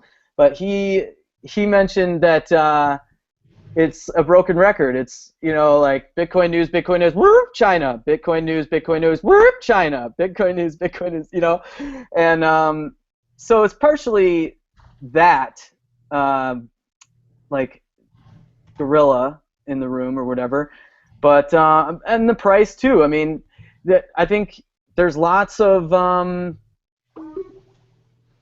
there's lots of historical trend analysis that would suggest that any time now we're due for the next big push or the next big upward pressure on the price. I mean, the amount of VC money coming into the space this year already is pretty impressive. The amount of progress and development with ancillary applications around Bitcoin, also very impressive. The user interfaces are coming around. CryptoKit's being more widely used. People are learning from it and taking lessons from all these other applications that have come out. And it's becoming more mature all the time, even through this whole sort of languishing phase over the last couple months. And the price, yeah, has a lot to do with the general sentiment, because lots of people still get their information from cable news predominantly, and even if they're watching Bloomberg, which is one of the better choices on cable, they're still kind of just hearing the ho-hum price is not going anywhere sort of message at the moment. So that is what they said. They always wanted Bitcoin to be stable, right? Every time it gets close to stable, everyone's like, "It's stable. I'm bored. I want it up or down or something." So yeah, I don't know. I continue to hear calls to the moon. So I mean, we all know it's coming. Anyone who's been around this space for a year or more knows it's coming.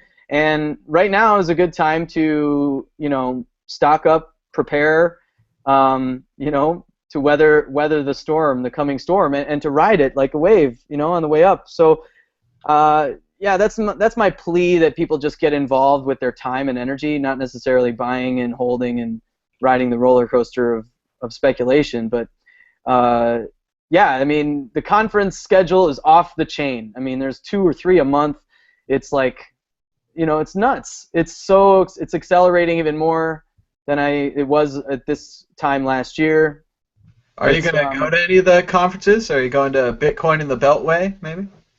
The next event that I'm confirmed for is PorkFest. So, I mean, that's not necessarily a Bitcoin-centric event, but it's, I think last year, I don't know if this is still true, but last year it was the largest gathering of Bitcoin users, in any given place, like 1,300 attendees or something over the course of the days of PorkFest. And many of them are, there's a very vibrant Bitcoin economy among the vendors and attendees there. It's really, it was great to see last year. So I'm going to that. I may still go to the conference in Amsterdam if I can pull out some stops here. But I was really disappointed. I was trying to make plans, and personal conflicts got in the way. I was trying to make plans to go to this mini conference at MIT on May 3rd, this coming weekend, this coming Saturday. So if you're anywhere on the Eastern Seaboard, relatively close, a short Chinatown bus ride from, Boston, get out to MIT and go hear Gavin Andreessen speak. There's his name is the one that I can recall at the moment, but there's a handful of really great speakers going out there for the day of the conference. And yeah, Very so that. cool. I think we have a call here. Caller, you're on the air on Bitcoin Talk Show. Yeah, hi. I'm Frederick, and calling in from Denmark. All right, Frederick, how's it going in Denmark? Yeah, all is great, man. Thanks a lot for a good show. I've been following your YouTube channel for a couple of weeks now, and like how you keep it cheerful and all fresh. So yeah, definitely good. Right on. Thank you very much. So what's going on in Denmark? Do you have any meetups going on? Well, yeah, we have a few. I think there's one in Copenhagen every 3 weeks or so, and we have a Bitcoin association as well, just trying to gather all the different people involved in Bitcoin here in Denmark. And of course, it's not huge. It's not like there's a lot of people, but there is some interesting trends. I mean, I myself is an economics student at the University of Copenhagen, and when you go around and ask people whether or not they know about Bitcoin, I mean, practically everybody has heard of it. It's been really hyped in the news, but not a lot of people has come in contact with it or bought anything. So I think there is great opportunities and great potential for Bitcoin in Scandinavia as well. Very cool. So at your meetups, is it mainly people that know about Bitcoin, or are there some new people that come in too? Well, it is unfortunately at the moment mainly people who know about Bitcoin and are quite tech savvy. But there is this Danish Bitcoin Association is trying to reach out to different university, what is it called? University student associations and Sure. stuff, and doing different presentations on what Bitcoin is, and I think through those channels they'll definitely get some new things. I want to add a comment about this PayM thing that you talked about earlier. All right. What's that? Well, in Denmark, we've actually got this a similar system called mobile pay, which is actually the same concept as this PayM system. It's been running for about 1.5 years now. And a lot of young people are actually using it to transfer money, like sort of peer-to-peer. It is of course not peer-to-peer exactly because it's running through the legacy banking system. But I think you're right on your conclusion that it will actually open the door to having people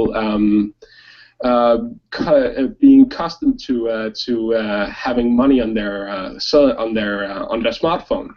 Absolutely. I mean, people are already used to buying apps on their smartphone. People buy things on Amazon on their smartphones. There's no reason we shouldn't move the wallet out of our pocket and into our other pocket. It makes no sense at all. You're right, definitely. And I mean, everybody especially in my sphere of contact has a smartphone, and unfortunately, everybody in Denmark seems to have iPhones. Well, it's just time for the jailbreaking revolution to spread across the world. There's never been a better time to jailbreak your iPhone. You can install I heard of that Peeves app for the iPhone. Have you heard of that? No. What's it called? I think it's called, let me just check here, Piva or something like that. And how do you spell that? Let me just check here. P-H-E-E-V-A. I never would have guessed that. No, I'm sorry. Yeah, you're right. Okay, so it's a hot wallet for Bitcoin transactions. Cool. Yeah. I think the concept is I was at the New York Bitcoin conference inside the Bitcoin at the Jarvis Center, and I talked to the guy that makes it quite a young fellow. But yeah, it seems like I'm not that into how you develop these kinds of apps, but it seems like he made an alternative app store. Oh. And then he built the wallet on top of that, so sort of like to circumvent the whole Apple thing. So I don't know if you haven't gotten any experience with that, but definitely if I definitely check it out. I've heard of alternative app stores for Bitcoin being planned. I know Coinbase was trying to do one. I'm not sure how you install them yet, but it sounds like a really cool way to get around the Apple App Store ban. Yeah, I'll definitely. I got a link from him how to install it. I'll definitely send it on and post it at your YouTube channel perhaps. or just post it in some comments, and you can pass it on to fellow iPhone owners that are frustrated about not getting their Bitcoin wallets. Very cool. I'm looking at a map of Copenhagen right now. You guys have a lake that looks like a star here or something. Lake that looks like a star? It's a very there's very much a Google Earth type star formation.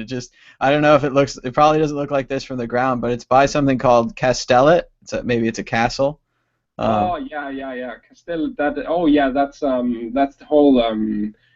Copenhagen used to be, of course, a port. It is still a port, but it's a very old town. It used to be a fortress for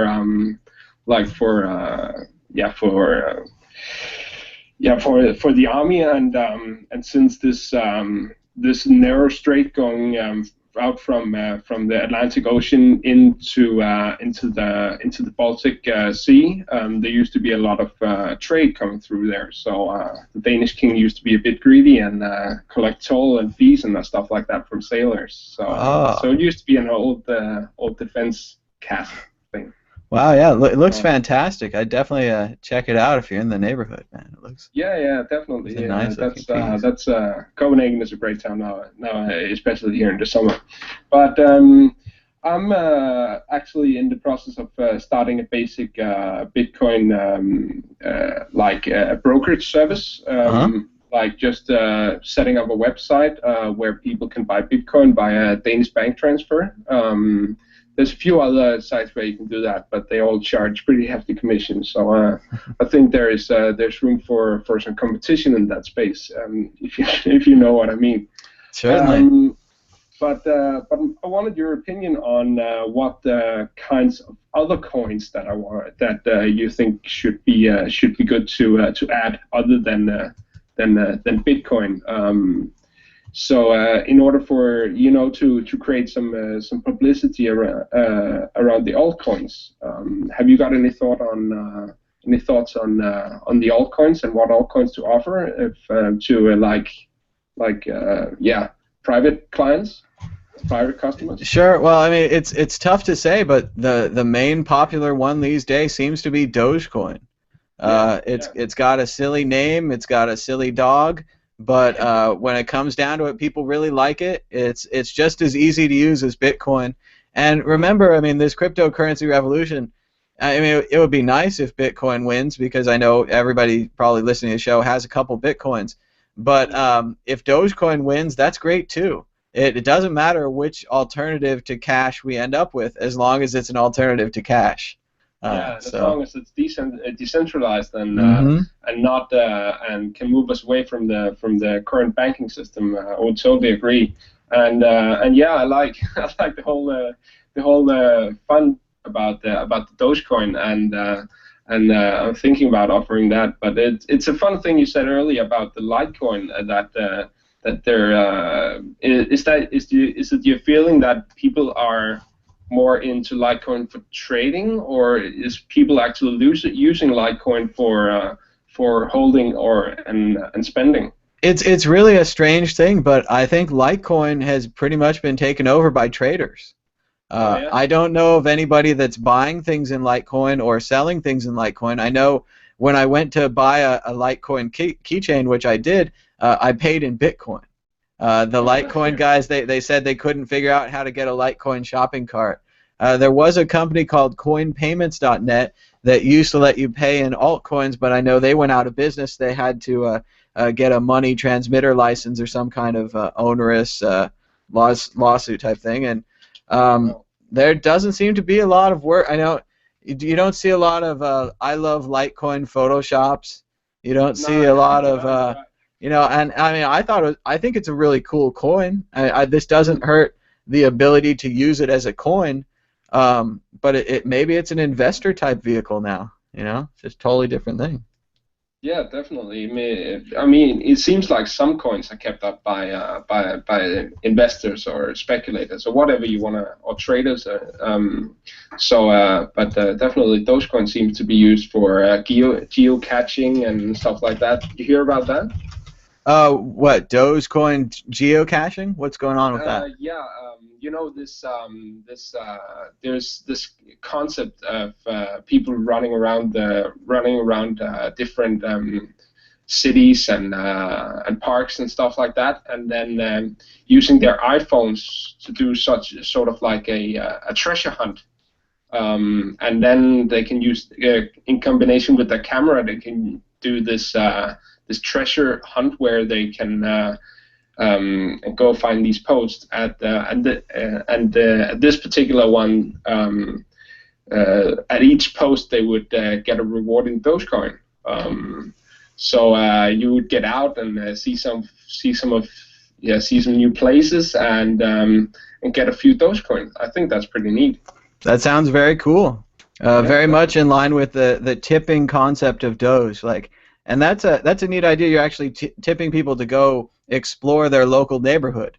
You know, maybe like we were talking about that castle thing. You know, maybe having people go see that, and maybe you get kind of bored because you live in your area forever, and you're not a tourist when you're at home. But maybe more people should be touring around their home neighborhoods and checking out things. Yeah, definitely. Will you be going to the Amsterdam conference coming up here in May? Oh, I wish, man. It would be great. Yeah. It's a little far for me. It's quite an expensive plane ride. Of course, if someone out there is a Bitcoin rich and they just want to throw down some Bitcoins, some ag Bitcoins, I would go to Amsterdam if I had the money. So there's definitely desire, and I'm very excited about the blockchain awards. They're going to be giving out awards for best creative video, most insightful journalist, most investigative podcast. I think Mad Bitcoins has a shot at the creative video one. So really like to see that. I would definitely. If I had money to go myself, I would definitely vote for you, man. Yeah. So I really like your show. Well, maybe just go hang out in the area. Maybe you can just walk in or help them set up booths or something. They always need somebody. Yeah, definitely. I think I'll be heading off now. It's kind of late here in Denmark, and but keep up the good work. Really like to listen in and listen to all your shows. And you're doing great, man. Thanks a lot. Thank you. Thanks for calling, and give us a call next week or in a couple weeks. Let us know what's going on in Denmark. Very cool. Definitely will. All right. Thank you. All right. So, Will, what did you think about the caller and doing Bitcoin meetups in Denmark? Student groups abroad. Sounds like kind of the same things we're working on here, the same things they're working on there. Yeah, I hope if I didn't unmute to chime in time before you guys got off the call, but I hope Frederick, the last caller, will shoot me a tweet or something, an email, share his email with you or something, because I'd love to plug him into what we're working on here, which is very much taking these islands of Bitcoin community activism and creating an archipelago, like a human network. So we've got chapters, if you will, springing up all over the world and North America, and it's really great to be able to include yet another region of the world or country that's not yet been included. So, and we're just getting started. And it sounds like Frederick, very well spoken and a great Bitcoin advocate for the communities he's involved in. So I do hope if he's still watching the show, he'll reach out to you, Thomas, or he can tweet me. We've got his Skype contact details, so I can get those to you. That's good. That's good. Yeah, let's. I'd love to connect him with the things we're working on, and bring more folks into the fold. So it's exciting every time you hear. I think again, I harp on it a lot, but the most powerful or impressive, real-world, immediate benefit or gratification that Bitcoin provides, I think, is the community aspect, the friends, the new relationships, and the optimism that goes all along with that. So yeah, that's wealth, that's riches. That's just more to go along with the tangible rewards and things of watching the price rise and whatnot, which are fun to watch and fun to ride, but really kind of missing the whole point in many respects. So, yeah, I get excited about that. I'm really glad that Frederick called in. Well, and I went to a Bitcoin meetup last night in San Francisco, and yeah, there's a lot of people that are hanging out and getting to know each other through Bitcoin. It's very exciting.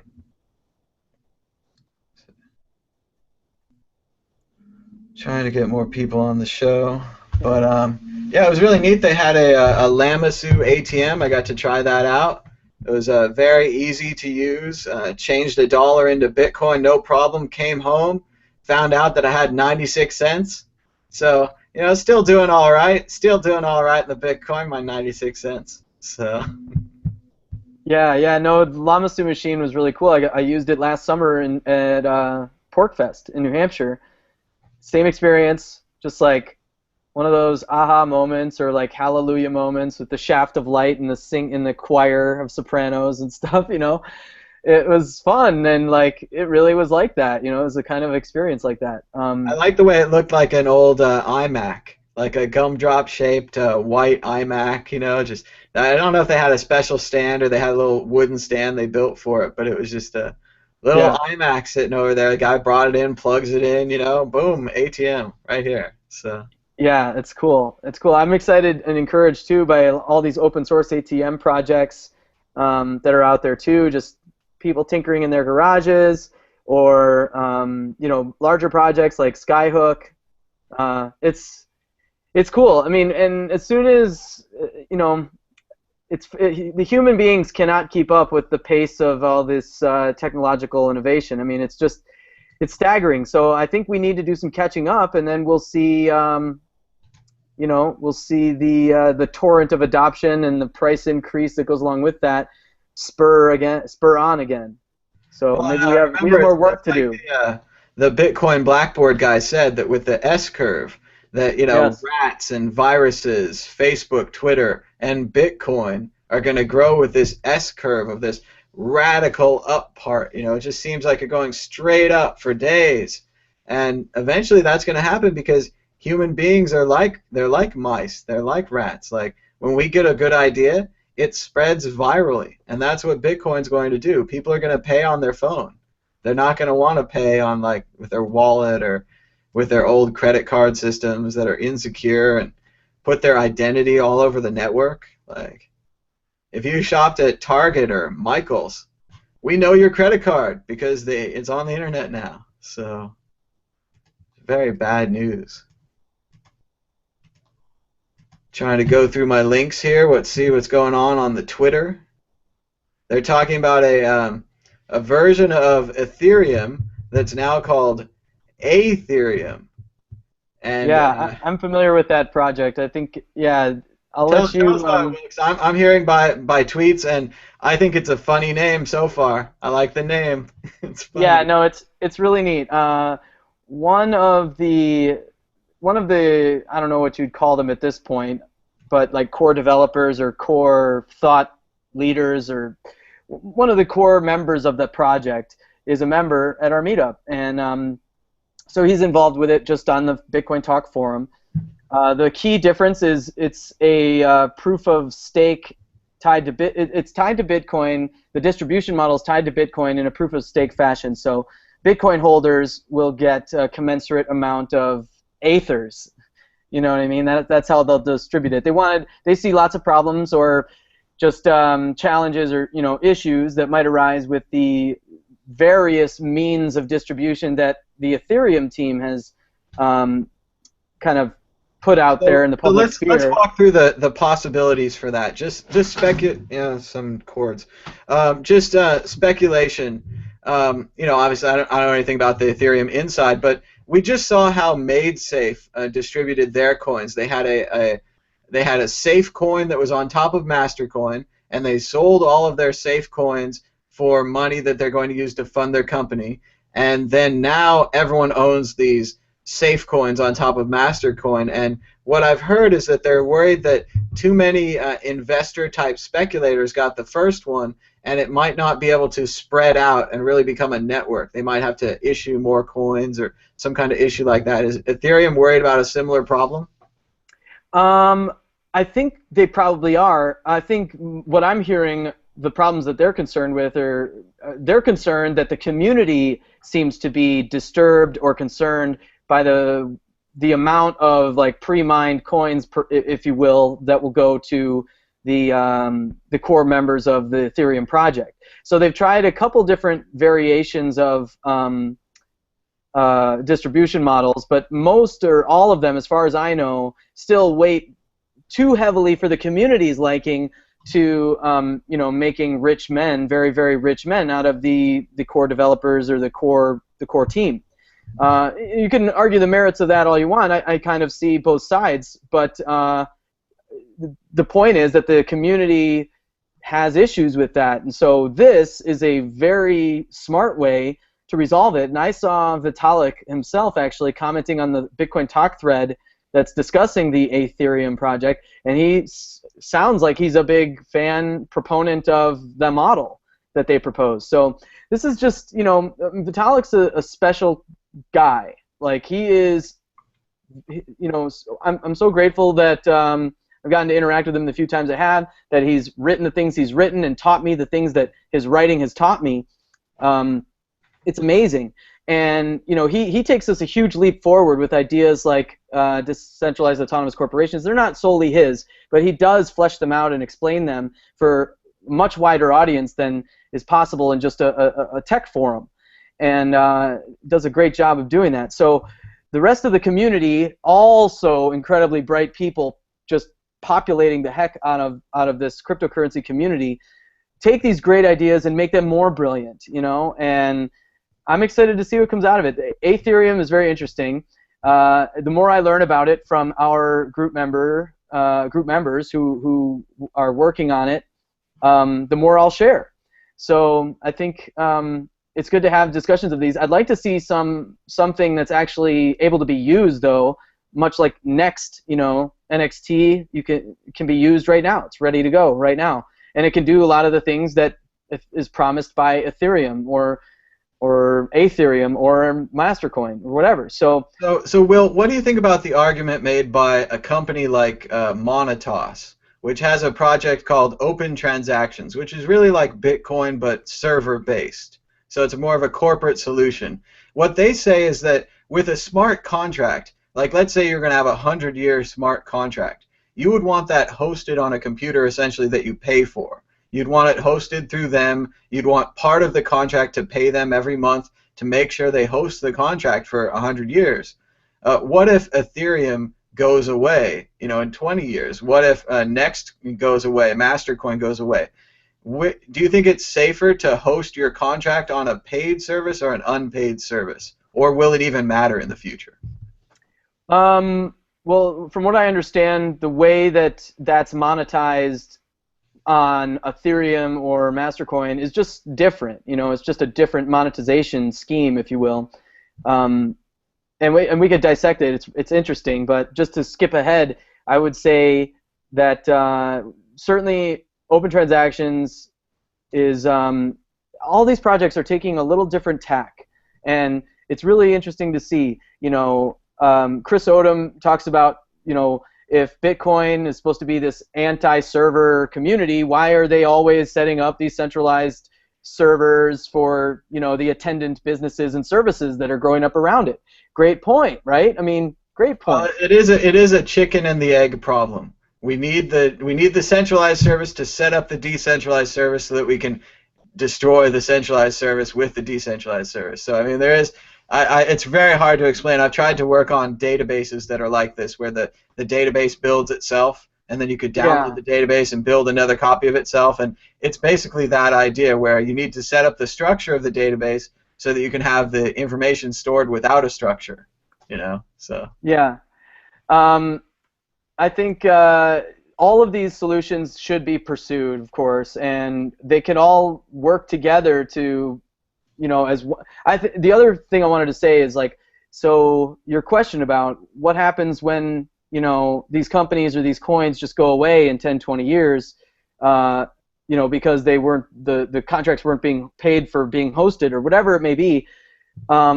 I think the nature of the blockchain is that we get to see this stuff happen in real time, Now, Mt. Gox doesn't count because they did off-blockchain transactions and all that fraud was off-blockchain and blah, blah, blah. Which, So again, another centralized system built right off of Bitcoin. So. Exactly. That does not count as a rebuttal to what I'm saying here. But these blockchain-based accounting systems, essentially, show us in real time where money's going and when and what's happening. So the moment, like, all the cards will be on the table if, say, Bitcoin is about to fail or Ethereum is about to fail or so on and so on. And you'll have time, if you're paying attention, to move and choose a better... The real problem is if you're dead. That's a good point, too. I mean, well, if you're dead, but, you know... That's a good point, too. Again, I mean... these things have to be very robust. I do think that you're right, though. There will be a phase where people will be like, oh, no, X amount of contracts are dying. Maybe we should try to program to go in and harvest those, convert those to the new system. Yeah. Like, you're not gonna ever see, like, toxic assets that surprise you 10 years later, like we've seen in the current system. You'll see toxic assets that surprise you 5 minutes because you only checked your email 5 minutes ago. And well, and that's a great idea that really brings to the futurism of this whole Bitcoin thing. Could you imagine an initial public offering where you could actually see into the company's bank accounts, see what they're spending every day, see what kind of things they own, because if you put all of the ownership into a blockchain, that a cryptographically proven public company that wants to, you know, go public, you could research all of their information right there from the announcement. Yeah. Yeah, so I mean, it opens the game up for more people to play. You know, you can't get on a trading floor in New York or Chicago or wherever unless you have certain licenses and many of them and lots of years of experience, and then maybe you'll be put... You can't do it if you're 12. If you're 12, you can't do it if you're 12. You trading Bitcoin, and that's just, you know, mind-blowing. You could do a few dollars. You don't have to have a bunch of money because it's percentage based. It's not per transaction based.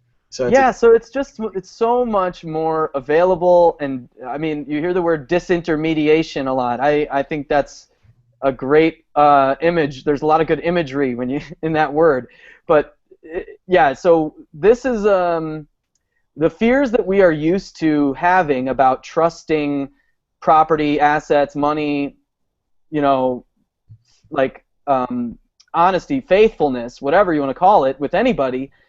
We're going to be stuck in these habits where they're still very present fears, and we haven't shifted into this new paradigm yet. I mean, it's totally new model for social organization, for human interaction.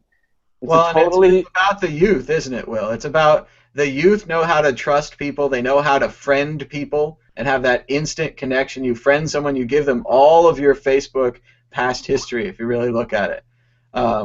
So, I mean, are they the ones to make this trust, to understand how to have, because remember, business has always been about competition. I mean, I grew up in the 80s. The 80s is about Wall Street and greed and stealing from the other person, putting them out of business. Are the new kids growing up going to be trust-based businessmen? Do they want to do good things? Is that your feeling about this?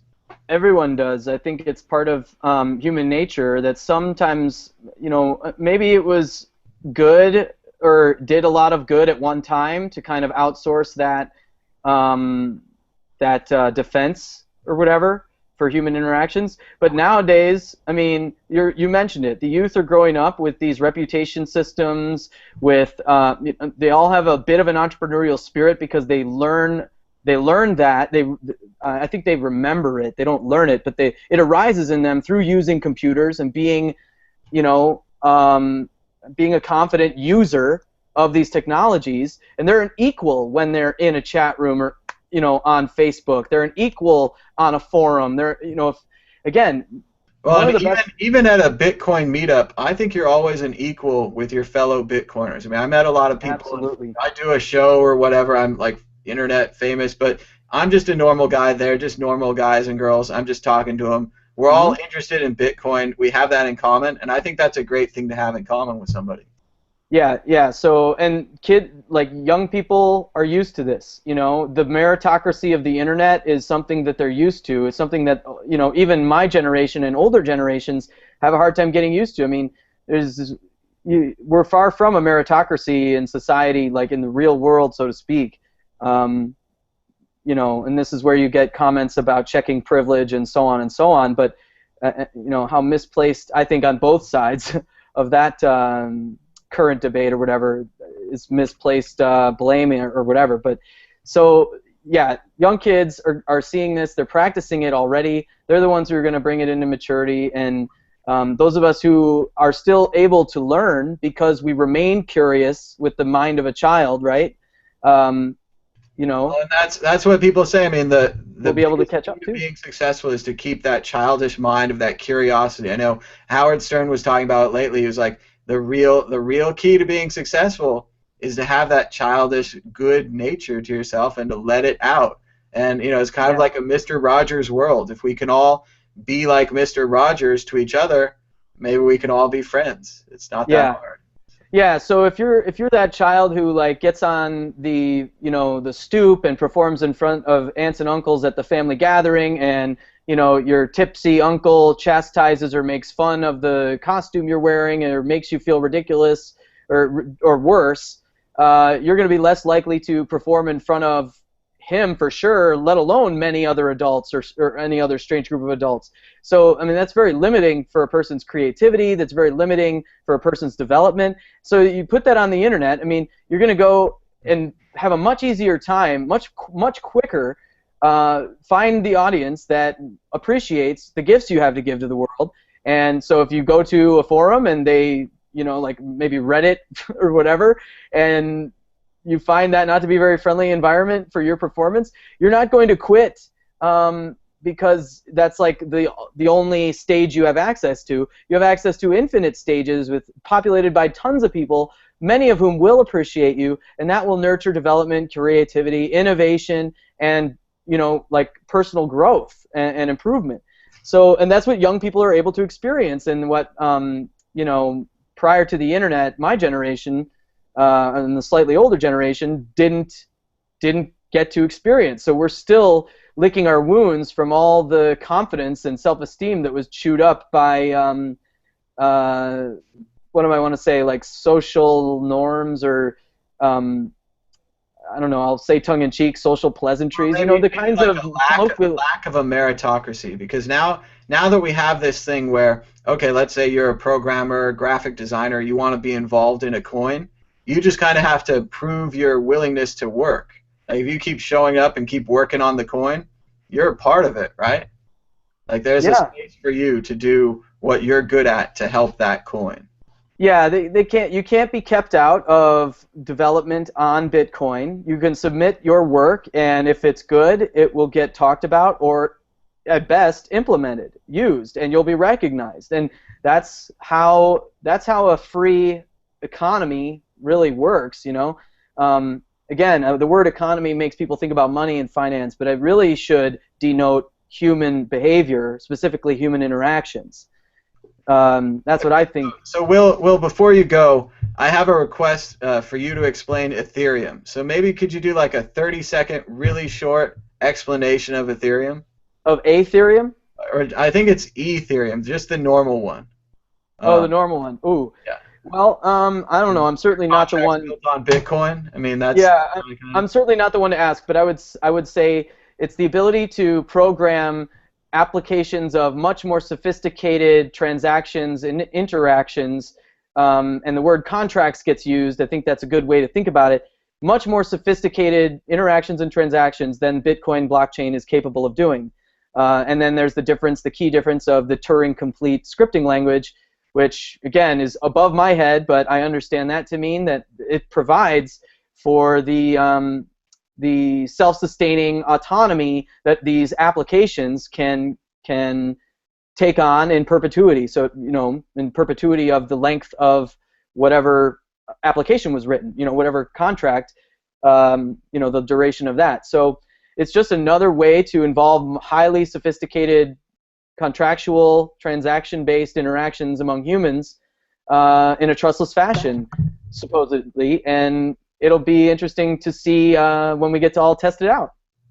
It sounds very cool. I do definitely look forward to trying it out, and even just seeing when they get a good web page together explaining how smart contracts are going to work or what kind of different areas they've worked on that they're ready to actually present to us. It's going to be very cool. And I do hope I didn't totally butcher that explanation. I'm sure I left out some key components, but I think for beginners, it's just important to understand it's much, the higher sophistication, more complex transactions, which could be called contracts, which could really govern all kinds of different human organization, so that's really, really interesting stuff. So if I totally butchered it, please, beat me up in the comments. Sorry, I'll be fine with that. To interrupt it. All right, we have another call. Hold on. I'll see you later, Thomas. Have a great rest of your show. It's good having you. Sorry, Will has to leave. Do you still have a question for Will? Yeah, so there's a lot of mathematically things involved in creating all that kind of stuff. Because he also said he was working with a team or something like that. Well, there's an Ethereum team, and Ethereum is working on writing, like Will said, basically smart contracts that could be used on top of Bitcoin, and that's a layman's understanding of the technology. I don't claim to totally understand it myself either until I've tried it out. There's also a project that we talked about called Ethereum, which appears to be a proof of stake type. Can you go? It's sad I can't see your screen because if I play my YouTube live stream, then I get duplicated sounds. I've got one website. If you go to www.ethereum.org, it's also that kind of protocol, or are you talking about another variant on it? Well, there's Ethereum and then there's Ethereum. And Ethereum, like we've said, is the contract thing. Ethereum, I believe, I'm not exactly sure what it is. It sounds like it's a proof of stake system on top of Ethereum. Show the link, please. I don't know. People are talking about. Let me search for it. It's one of the things that came up today. No, this is not it. But I mean, I just have the word. It's Ethereum with an A on the front. And it's just Ethereum.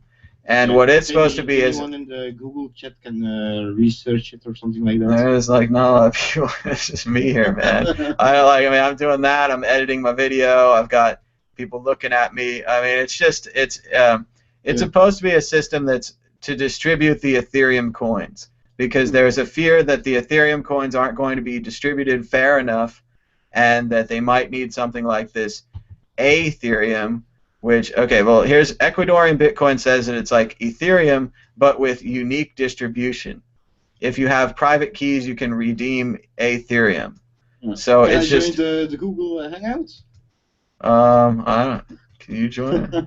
I'm not going to be disturbed. So if you see the Bonavest shows, you. No, we're not really doing that yet. I mean, I've had. I let the link out once before, and then we just got a bunch of bad things. But we've got you on the phone here. Do you have anything else you'd like to say? We still have about half an hour of time to fill here. So do you have any kind of new topic? I just did some research about the coin. If you go to CoinMarketCap, you see like also a blue coin. What's about the blue coin?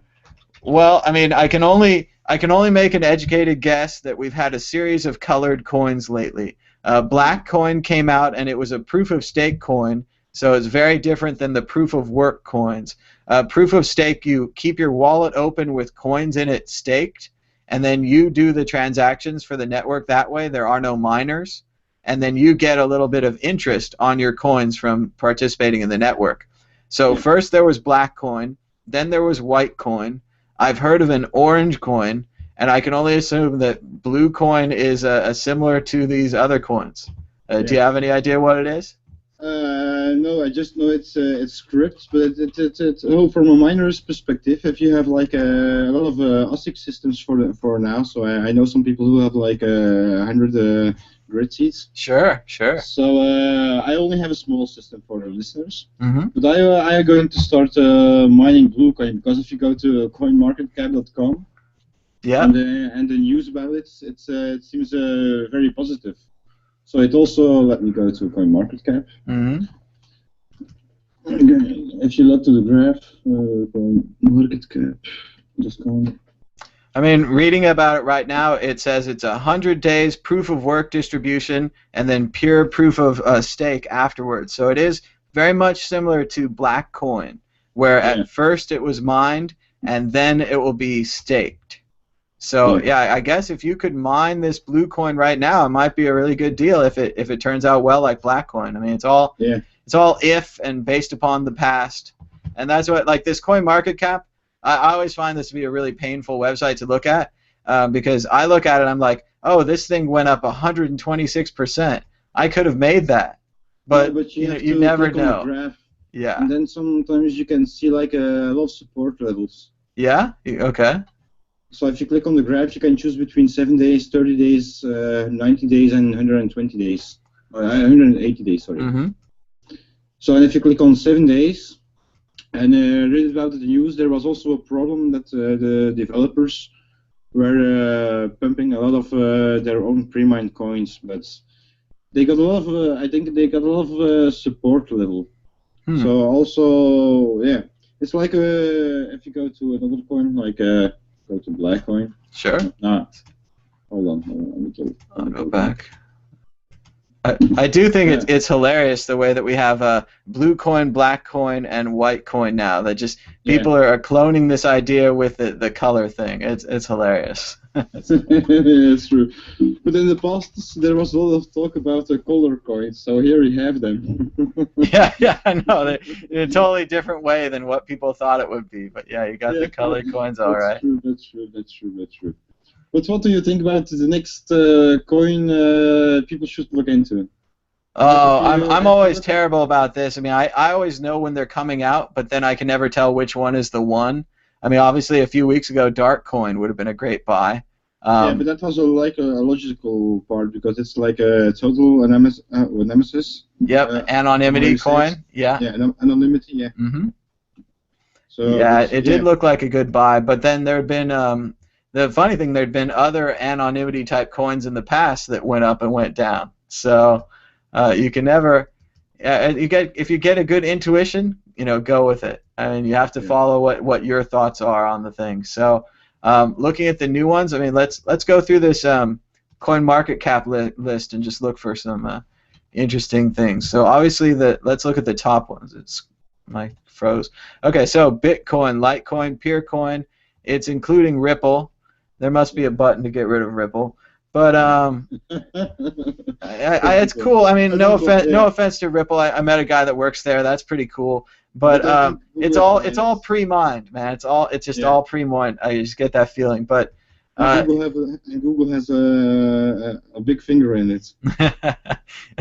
That used to be a nice thing, but now it's not. Fingers in the wrong place.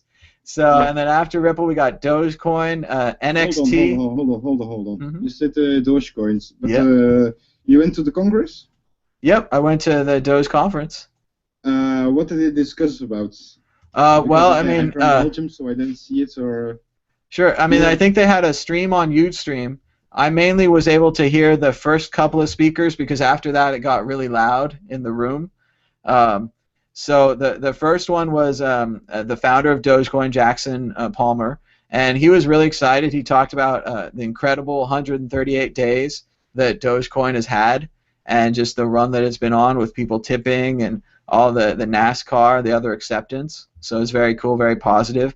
Then they had a discussion with Jackson Palmer was joined by Charlie Lee from Litecoin, and they did talk about this merged mining. It's a very hot issue in the Dogecoin community. Charlie Lee seemed very reasonable in person, and he basically said that Namecoin, one of the reasons that Namecoin survived the early coin wars is because of merged mining with Bitcoin. So I don't know how that's going to turn out. They basically, one of their big warnings, like a red flag from the thing, is that if the price of Dogecoin keeps going down, if it doesn't have a major event that causes the price to go up, that they might lose some of their mining support. And that, of course, would be really bad for the coin because the script ASICs, while they're coming around, they're not quite there yet, right? Yeah, so that's true. I mean, a lot of when the Titan gets released, It's going to be another platform for script mining. But I think like personally for me, I think like Litecoins, yeah, but now it's too late. They should have. Well, no, it's back to $10, man. It's the same it was last year. I mean, at one point Litecoin at 10 was a really good buy when it went up to 40. So. Yeah, but now I find it sad. I can't mine any Dogecoin anymore. So like I've got like 100k Dogecoin. Mm-hmm. So that's not much. So. But like if I would mine now like Dogecoin, and it's impossible with my system. So it's good other people of the community create new coins because they try. I think liberated people can. They think we want to help other people and do something with your system because a computer is capable of doing more. So we also see like great projects like Watercoin, a clean water coin. Sure, H2O coin. Yeah, H2O coin. Yeah. Very cool. And there's also going on at the water project. You can donate through BitGive, and you can donate bitcoins directly to building wells in Africa, other nations where they need water. So it's a very cool program. Yeah, because it's also very good. So you can that cryptocurrency is trying to help like people. Mm-hmm. Because in the whole like in Babylon you have like a television where people put commercials. Yeah, for their projects on, and you don't even know a lot about them. But now with cryptocurrency, you can see how much they receive, on where they spend it to, etc. Mm-hmm. And see if you really help them. Yeah, I'm not into that coin, so but I just like their ID. Oh yeah. Well, I was really impressed with the project Free Aid did, where they were able to raise money for the Philippines directly, and then donate it right there through Bitcoin to the relief effort. So.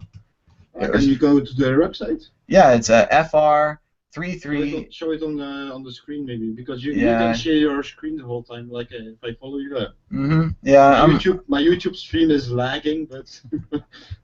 I'll get it up there in just a little bit. I've got some stuff going, but okay, sorry. Got a lot of irons in the fire here. I'm still editing and uploading mad bitcoins. I'm kind of behind schedule. Yeah, that's because last show I wanted to be in your show, so because I was just back home, so I didn't have my computer on. Mm-hmm. It's another story. Sure. And I was just calling on Skype, so Derek called me back. But I thought I was in your show, so. Oh, they're all the same show. I mean, we're all just sharing this network, and it's great. We've had some really cool callers today. It's I wasn't sure how it'd be doing the show by myself, and I had the video editing to get done, but I managed to get that done. I had a few callers. It's still rendering right now. Oh, I thought of something, and you can hang on. Just go ahead and hang out. I remember we have questions, so let me go through the questions and answers here. I mute my mic. All right. Well, go ahead and chip in if you have something to say on these questions. But let's see. They're talking about CoinDing, and they're saying that it's on Bitcoin Talk, so they're probably just talking about another coin. The Ethereum chat. Okay, so we've got a link for the Ethereum. So I'll get that up on the screen and try to. Maybe I'll put that out on Twitter for everybody. So let me go ahead and screen that up because I'm. Can you put it in my Skype because I left the stream because I'm looking onto CoinDing. Not a problem. Let's see. Okay. It didn't paste anything. Okay. Let me figure out what's going on with my cut and paste. Yeah, you ever get too many tab windows open? You know, just got them everywhere. Yeah. I need more screens, so it's. Oh yeah. I only have the 2, and I really think it's not enough. Well, I've got one with my Nomadic. I hope to buy a new development station. So. Very cool. Yeah, I've seen a lot of the Wall Street guys. They have those like 8 screen rigs and crazy walls of monitors, and that's really cool. So. Yeah, I went to Holland to test my Nomadic on a lot of systems, and then there was also a guy who had 8 screens. It's very strange to see. But so first, what is about coding? CoinDing. So it's the first international treasury hunt for Bitcoin. Ah, that's the Dogecoin geocaching thing we were talking about, I guess. Yeah. So what's it's all about? It's CoinDing has a mission to give Bitcoin to you in the most fun way possible. So the international multiplayer treasure hunt we've created is only the first step in our quests. So it's an adventure into a new digital economy. So yeah, like where we can play, discover, and like meet new friends. It's like me and you. So we've met through the cryptographic community. That sounds very cool, CoinDing, and especially you can think outside the box. It doesn't have to be just like geocaching out in the forest. You could maybe, if you could do it time-based and send out an announcement, you could be like, we're going to have a geocaching at this bar at 6:30 tonight, and everybody shows up, and you give everybody a little bit of Bitcoin, and then you have them all do a meetup and just hang out and get to know each other. So. Yeah. And they also made an app for it. So if you have a smartphone, you can do it you can playing it very easily. Very cool. Yeah. It looks very good, but you will see. We've got a comment from Bitcoins Ecuador. He says that his opinion, the best coins are Dogecoin, Litecoin, Darkcoin, Namecoin, and Peercoin. What do you think about those? From a miner perspective, sure. If you have ASIC systems, I would say it's very good. But for people like me, because only Dogecoin seems for me very promising. I only like the question I asked you before. For me, it's only what are they going to do about the community? Because in the end, the crypto value is only about how many followers, or how you can say it, how can you build a community? What do you give to the people? Like for me, Bitcoin gives me freedom, but what is Dogecoin going to give me? Apparently pictures of a funny dog. Yeah, but it's more than that. It's for me, it's like you have like how does he call again? You have a musician who's made a song about Babylon, and he was laughing with all the riches and so on. I forgot his name. Okay. And but the perspective from that is you can laugh with all the riches in the world. It's sad I don't know that song. But if I go to Dogecoin, it's how people it was a funny story, but the funny story turned out very well. So. Yeah, it turned out really good when it went up to 300. Yeah. But now that it's back down to about 100 satoshis, I think the ugly duck went to the beautiful duck. Well, it looks like back to ugly though. I'm not sure. I mean, I root for Dogecoin now. Like I'm certainly not. I don't think it's a joke. But I hope that the value comes back. I hope they find a way to do that because I know they said they're going to have a halvening. They might cut the value of the coins in half, or they might be printing more. They have some large events coming up, maybe a fork in their wallet.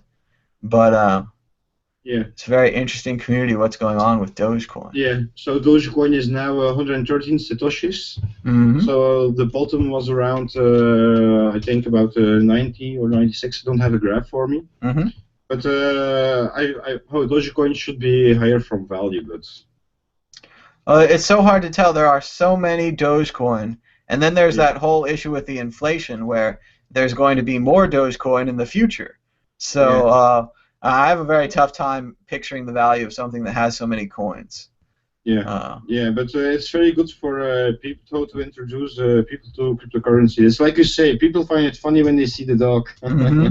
Like even my mining station, I use Bounce, and there when I reboot Bounce, and I have a screen attached to it, I see Dogecoin. It's like they're trying to manipulate you in a way. Well, and it starts out that way, and then it turns out to be this whole cryptocurrency thing that we're all totally in favor of. So yeah, it's great to have Dogecoin. I think we're better off with it than we were without it. Yeah. So. And do you have some coins like you just like for the name? Just for the name?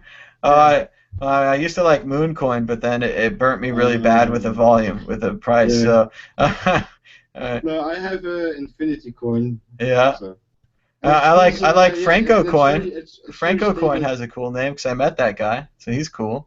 Ah, you've met that guy from Infinity on, Coin. on the internet, no, I met the Franco Coin guy. But no, Ah. what's different about Infinity Coin? What's their No, that's like I said. I just like the name. So.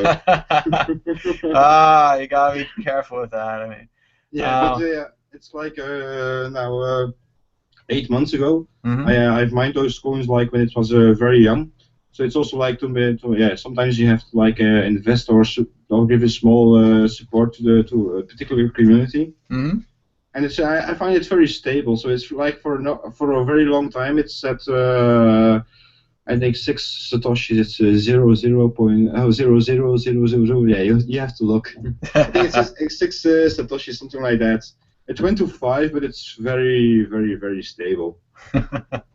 So, yeah. Oh, it's a IFC coin, Infinity Coin. Yeah, I'll pull it up here on the chart, see what it looks like. But your video editing is very nice. Thanks. Yeah.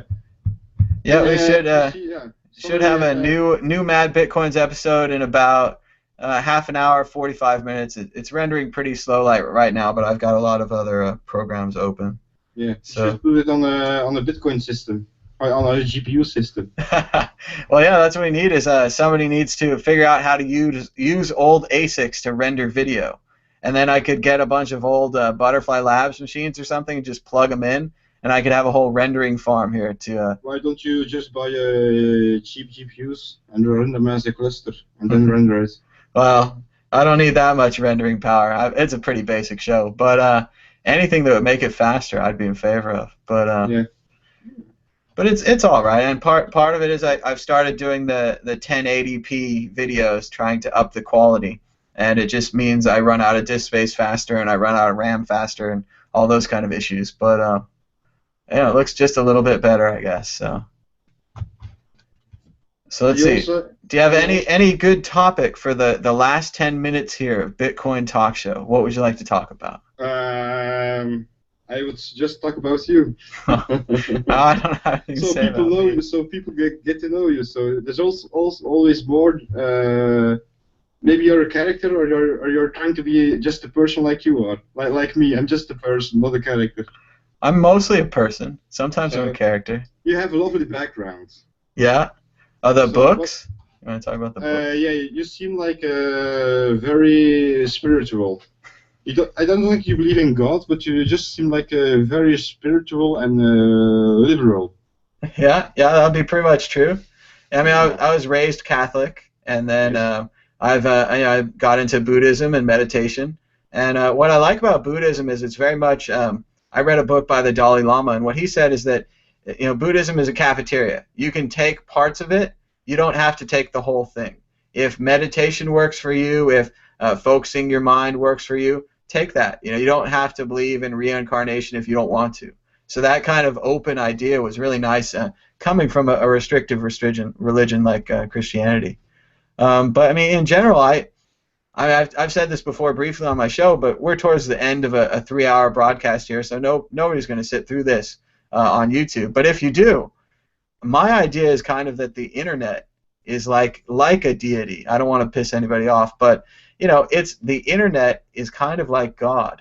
And if you do good things for the internet, if you do good things on the internet, I believe that good things will happen to you. And it's a lot of wishful thinking. It's all about karma. Mm-hmm. The positive thinking, the secret, the power of positive thinking, and just having good outcomes. I mean, like, this show, I just wanted to talk about Bitcoins for a couple of hours here today. We got Will to come in. We got you to come in. We got Frederick from Copenhagen. We had our friend from Ecuador. And it's really exciting what can come together here with just a little bit of internet and a little bit of time. So a little bit of positive energy. Mm-hmm. Yeah, because I could have just canned this show. I could have said, well, I've got my video to edit. I'm busy with that. I don't need to do this. But no, it's good to do it, and it's good to get it out there. And that's what the positive energy is about. I've heard people say that a positive thought is 10 times more powerful than a negative thought. That kind of idea. And I really believe that you should believe in that. That should be a self-fulfilling thought. I mean, I'm not always positive, but I try to stay positive. I try to true. restore back to that. That's what how actually like Bitcoin does. It brings people together. Mm-hmm. Because if you take the banks, they don't bring people together. But Bitcoin of cryptographic and generally it creates a community and it brings people together. Well, and it's very much like the internet was when the internet first came out. I mean, I remember a long time ago being on like BBS chat rooms, and you just chat with anybody for a couple hours in the evening, and that was kind of the thing you do. And it was like your little social club. Like I've heard that bars are like where they say your name when you come in. Oh, it's you, and then you have a little chat for a while, and that was the beginning of the internet for me. That was one of my very early things. Vanilla time. If people know that word vanilla, it's like the early beginning. Sure, vanilla. Yeah, back in the early days. Well, and it feels like that with that's what's so nice about having the internet in our memories. Most of us, grew up through the internet revolution, and the Bitcoin revolution seems exactly like that. Like there's a core group of people that just their minds click right onto this. They're like, this is the idea, this is the thing, and they have to learn everything about it, and they have to put their money in and whatever it is, and maybe they start companies or websites, or they just talk about it on Twitter. Whatever you want to do to express your joy of Bitcoin, that we found this thing. And maybe you're a big libertarian, maybe you're liberal, maybe you're conservative. I don't think it matters. I think that a new currency. A what? A shamanist. A shamanist? I'm a nature guy. Oh, very cool, very cool. Yeah, because I like I said in the last show, it sounds strange because I'm 50% nature, 50% technology, so.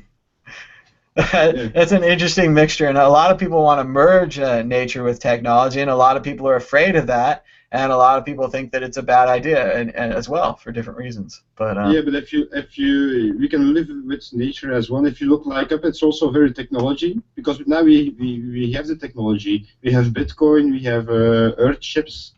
If you look up Earth chips, it's a very ecological house. That's one with nature, and we have Bitcoin. So we have solar panels, we have windmills, etc. So the problem is only it's oil. Yeah, you have people who only wants money. So. Well, and I think that's a great idea that Earth is a spaceship, and I know that Buckminster Fuller wrote a lot of books about Spaceship Earth. And what he talked about is how we can work together on this planet, and that cooperation needs to be our key. How can we improve things for more people, and all that kind of thing. Yeah, that's true. Looks like there is another story about China banning Bitcoin again, with 2 national banks and Tenpay banning the cryptocurrency. This was 11 hours ago, though, so I don't know that it's exactly a new story. I mean, we're still at $450, so I'm going to assume this is not like breaking right now. Yeah. But sorry, what were you going to say? I talked over you. Hold on, I'm going to BTC, and it's still euro. Yeah, but the price went still up because it's still up by 10 euro. Yeah, if I go in euro, it's still up by 10 euro. It's stable, so. I think it's the last couple of hours it went. If you calculate in euro for we can't do that, but the value still went up. I don't think China is going to be a very big influence anymore because they're just trying to manipulate it. It does seem like the boy that cried wolf, and it's going to take a long time for everyone in the market to accept that this is a wolf cry. But we've been fooled so many times now. It just keeps. And it keeps punishing the price, and I don't think it should anymore. Hopefully, we can get through this. But I think we have seen the bottom of 250 euro. In dollar, I have to. We're around 330, 350s in the dollar. So. Yeah. But, I think we have seen that. That'd be good. Yeah, but in a way, it should be around the price of now, because now it's a lot of people can have the money to buy Bitcoin, because if you the average salary in Belgium is like 1,500 euro. So, and if you want to buy one Bitcoin now, it's 300 and a bit. So it's very easy now for the average Joe to buy Bitcoin. Absolutely. So if the prices go up like to 1,000 or 2,000 euro, and it's almost impossible to buy Bitcoin. So. Well, you better buy them now. I mean, I remember That's true. when the price was 1,000 and people were kind of freaking out about how, you give 100, you only get a 0.1, that kind of thing. But it's going to go back there again, I think. And then also, you can always buy smaller points of Bitcoin. You don't have to own a whole one. So. For me, a Bitcoin is definitely worth €400. Definitely. I remember it was €100. I was looking at that, thinking that was a big marker that we were going over. Yeah, for me, when it was €6. So. Yeah. Well, I love the rally, but I stayed away from it. It's like you said an hour ago or something like that. You look and wait and see on when you have to step in. Yep. Well, and you just have to feel when it's right for you, and you have to just wait to see how it goes. Yeah. So. On when you want to be free. No, Thomas, but I'm going to leave you again. It was nice to talk to you personally. Yep. And to learn more about you and Bitcoin. Well, it was great to have you on the show, and I think we're gonna. For the other people who were on your show, thank you for sharing your wisdom for free. So. Absolutely, and thanks to everyone who called in. And we're going to be doing this next week on Wednesday from noon to 3 Pacific time, the Bitcoin Talk Show on WorldCryptoNetwork.com, and you can call in next week. So check us out on Mad Bitcoins. We've got the Coin of the Week contest. We've got the Patreon subscription campaign if you'd like behind-the-scenes access. I did film a behind-the-scenes episode, so if you'd like to see what that's like, check out Patreon with an E.com. And this is it, so bye-bye. And don't forget to send donations. Send donations. Good call. Thanks very much. Good night.